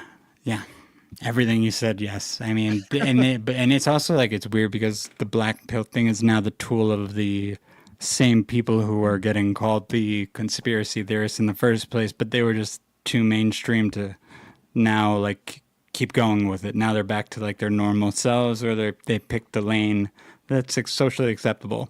Big time. I am seeing crazy awesome comments in the chat, by the way, that I can't even keep up with the chat. I really look forward to going back and seeing everybody's comments. I'm trying to look at some of them. I don't even know if I'm up to date though. Yeah. I'm totally going to do a playback and pay attention to what everybody's saying. Big love, booty yoga. Big respect, champion. Yeah, man. Computers. It's conspiracy theorists, racists, or terrorists. So now they're using black pill. That's right. And I got to point out how the word conspiracy theorist, it has the word race in it twice. So they totally are they're seeding the presumption that if you're into conspiracies, you must have racial whatever provocation. You must have racial provocation. Yeah, buddy. Big love, booty yoga. Big love, champion. Yeah, Chris. Fun times, buddy. Yeah, fun times. And we did man. it. Yeah, we buddy. did it. I cannot wait for the Emily show to come out. I know. It's going to be good. Wait. It's going to be so good. And yeah, so everybody out there, if you're following along on our adventures, there is a time capsule coming forward in the future of a conversation we just had a few days back. And a lot of the thoughts and ideas that Emily has totally fertilized with her insight, we're gonna foster those thought forms. And I have some graphics I plan to make for everybody to kind of straighten out some of the thoughts that we had recently in the show. I forget which one that was, but I'll remember it by the time we get together again next time. Heck yeah. No, Yeah, this was great, and I'm sure that'll come out soon. So, like I said, if it's behind the paywall, I'll ask Emily for the month free for everyone. We'll put a code in Yeah. and whatever we share, so people can join her page for a month on Patreon and watch Yeah. it. Yeah. Yeah. Yeah. Emily is on a whole nother level. I keep saying it. I think I weird her out, but she is totally a living star card. And as I said it during the show, I realized that Michael Wan is a hermit card. And a hermit card is up here with the Susquehanna River. He's Yeah. totally the hermit Yeah. card. And Oh, yeah. it was Michael Wan talking to Ross Ben. And they were talking about Virginia when I had the inspiration to make the territories map. Oh, no way. That's There's a so funny. conversation Michael's between- Michael's awesome. He's really cool. So I awesome. talked to him. I haven't talked to him in a few months, but I talked to him because the first few shows I did with Emily, Michael was on. Yeah. Yeah. So it was me, Michael, and her. Yeah, buddy. So yeah. they're great. And- They're both great. Yeah, he's totally like a living hermit card, probably from the Rider-Waite. I think he vibes much more with the Rider-Waite, but yeah, he's a great hermit card, living incarnation. And the more I think about it, I'm like, well, shit, I'm not that bad for a chariot card. I live up here in Indiana where the Indy 500 and the chariots are racing. I'm like, shit, maybe I'll be the Thoth deck chariot knight, the Night Trojan. Number 7 is nitrogen, and it's a Trojan horse, a Trojan knight. Maybe I'll do that for Halloween next year. Be the Golden Knight. See, I don't know if I would fit with mine, and I've been bouncing around so much my whole life. Probably wouldn't. From New Jersey to Virginia to here. Dude, you're gonna have to do the Fool card. Yeah. I mean, I like the Fool card. Yeah, that'll be a good one. Yeah. All right, everybody. Thank you for joining us tonight. Big love and respect. Give thanks and praise. Thank you, guys. Thank you so much. Yeah, we'll check you on the flip. Absolutely. Boom.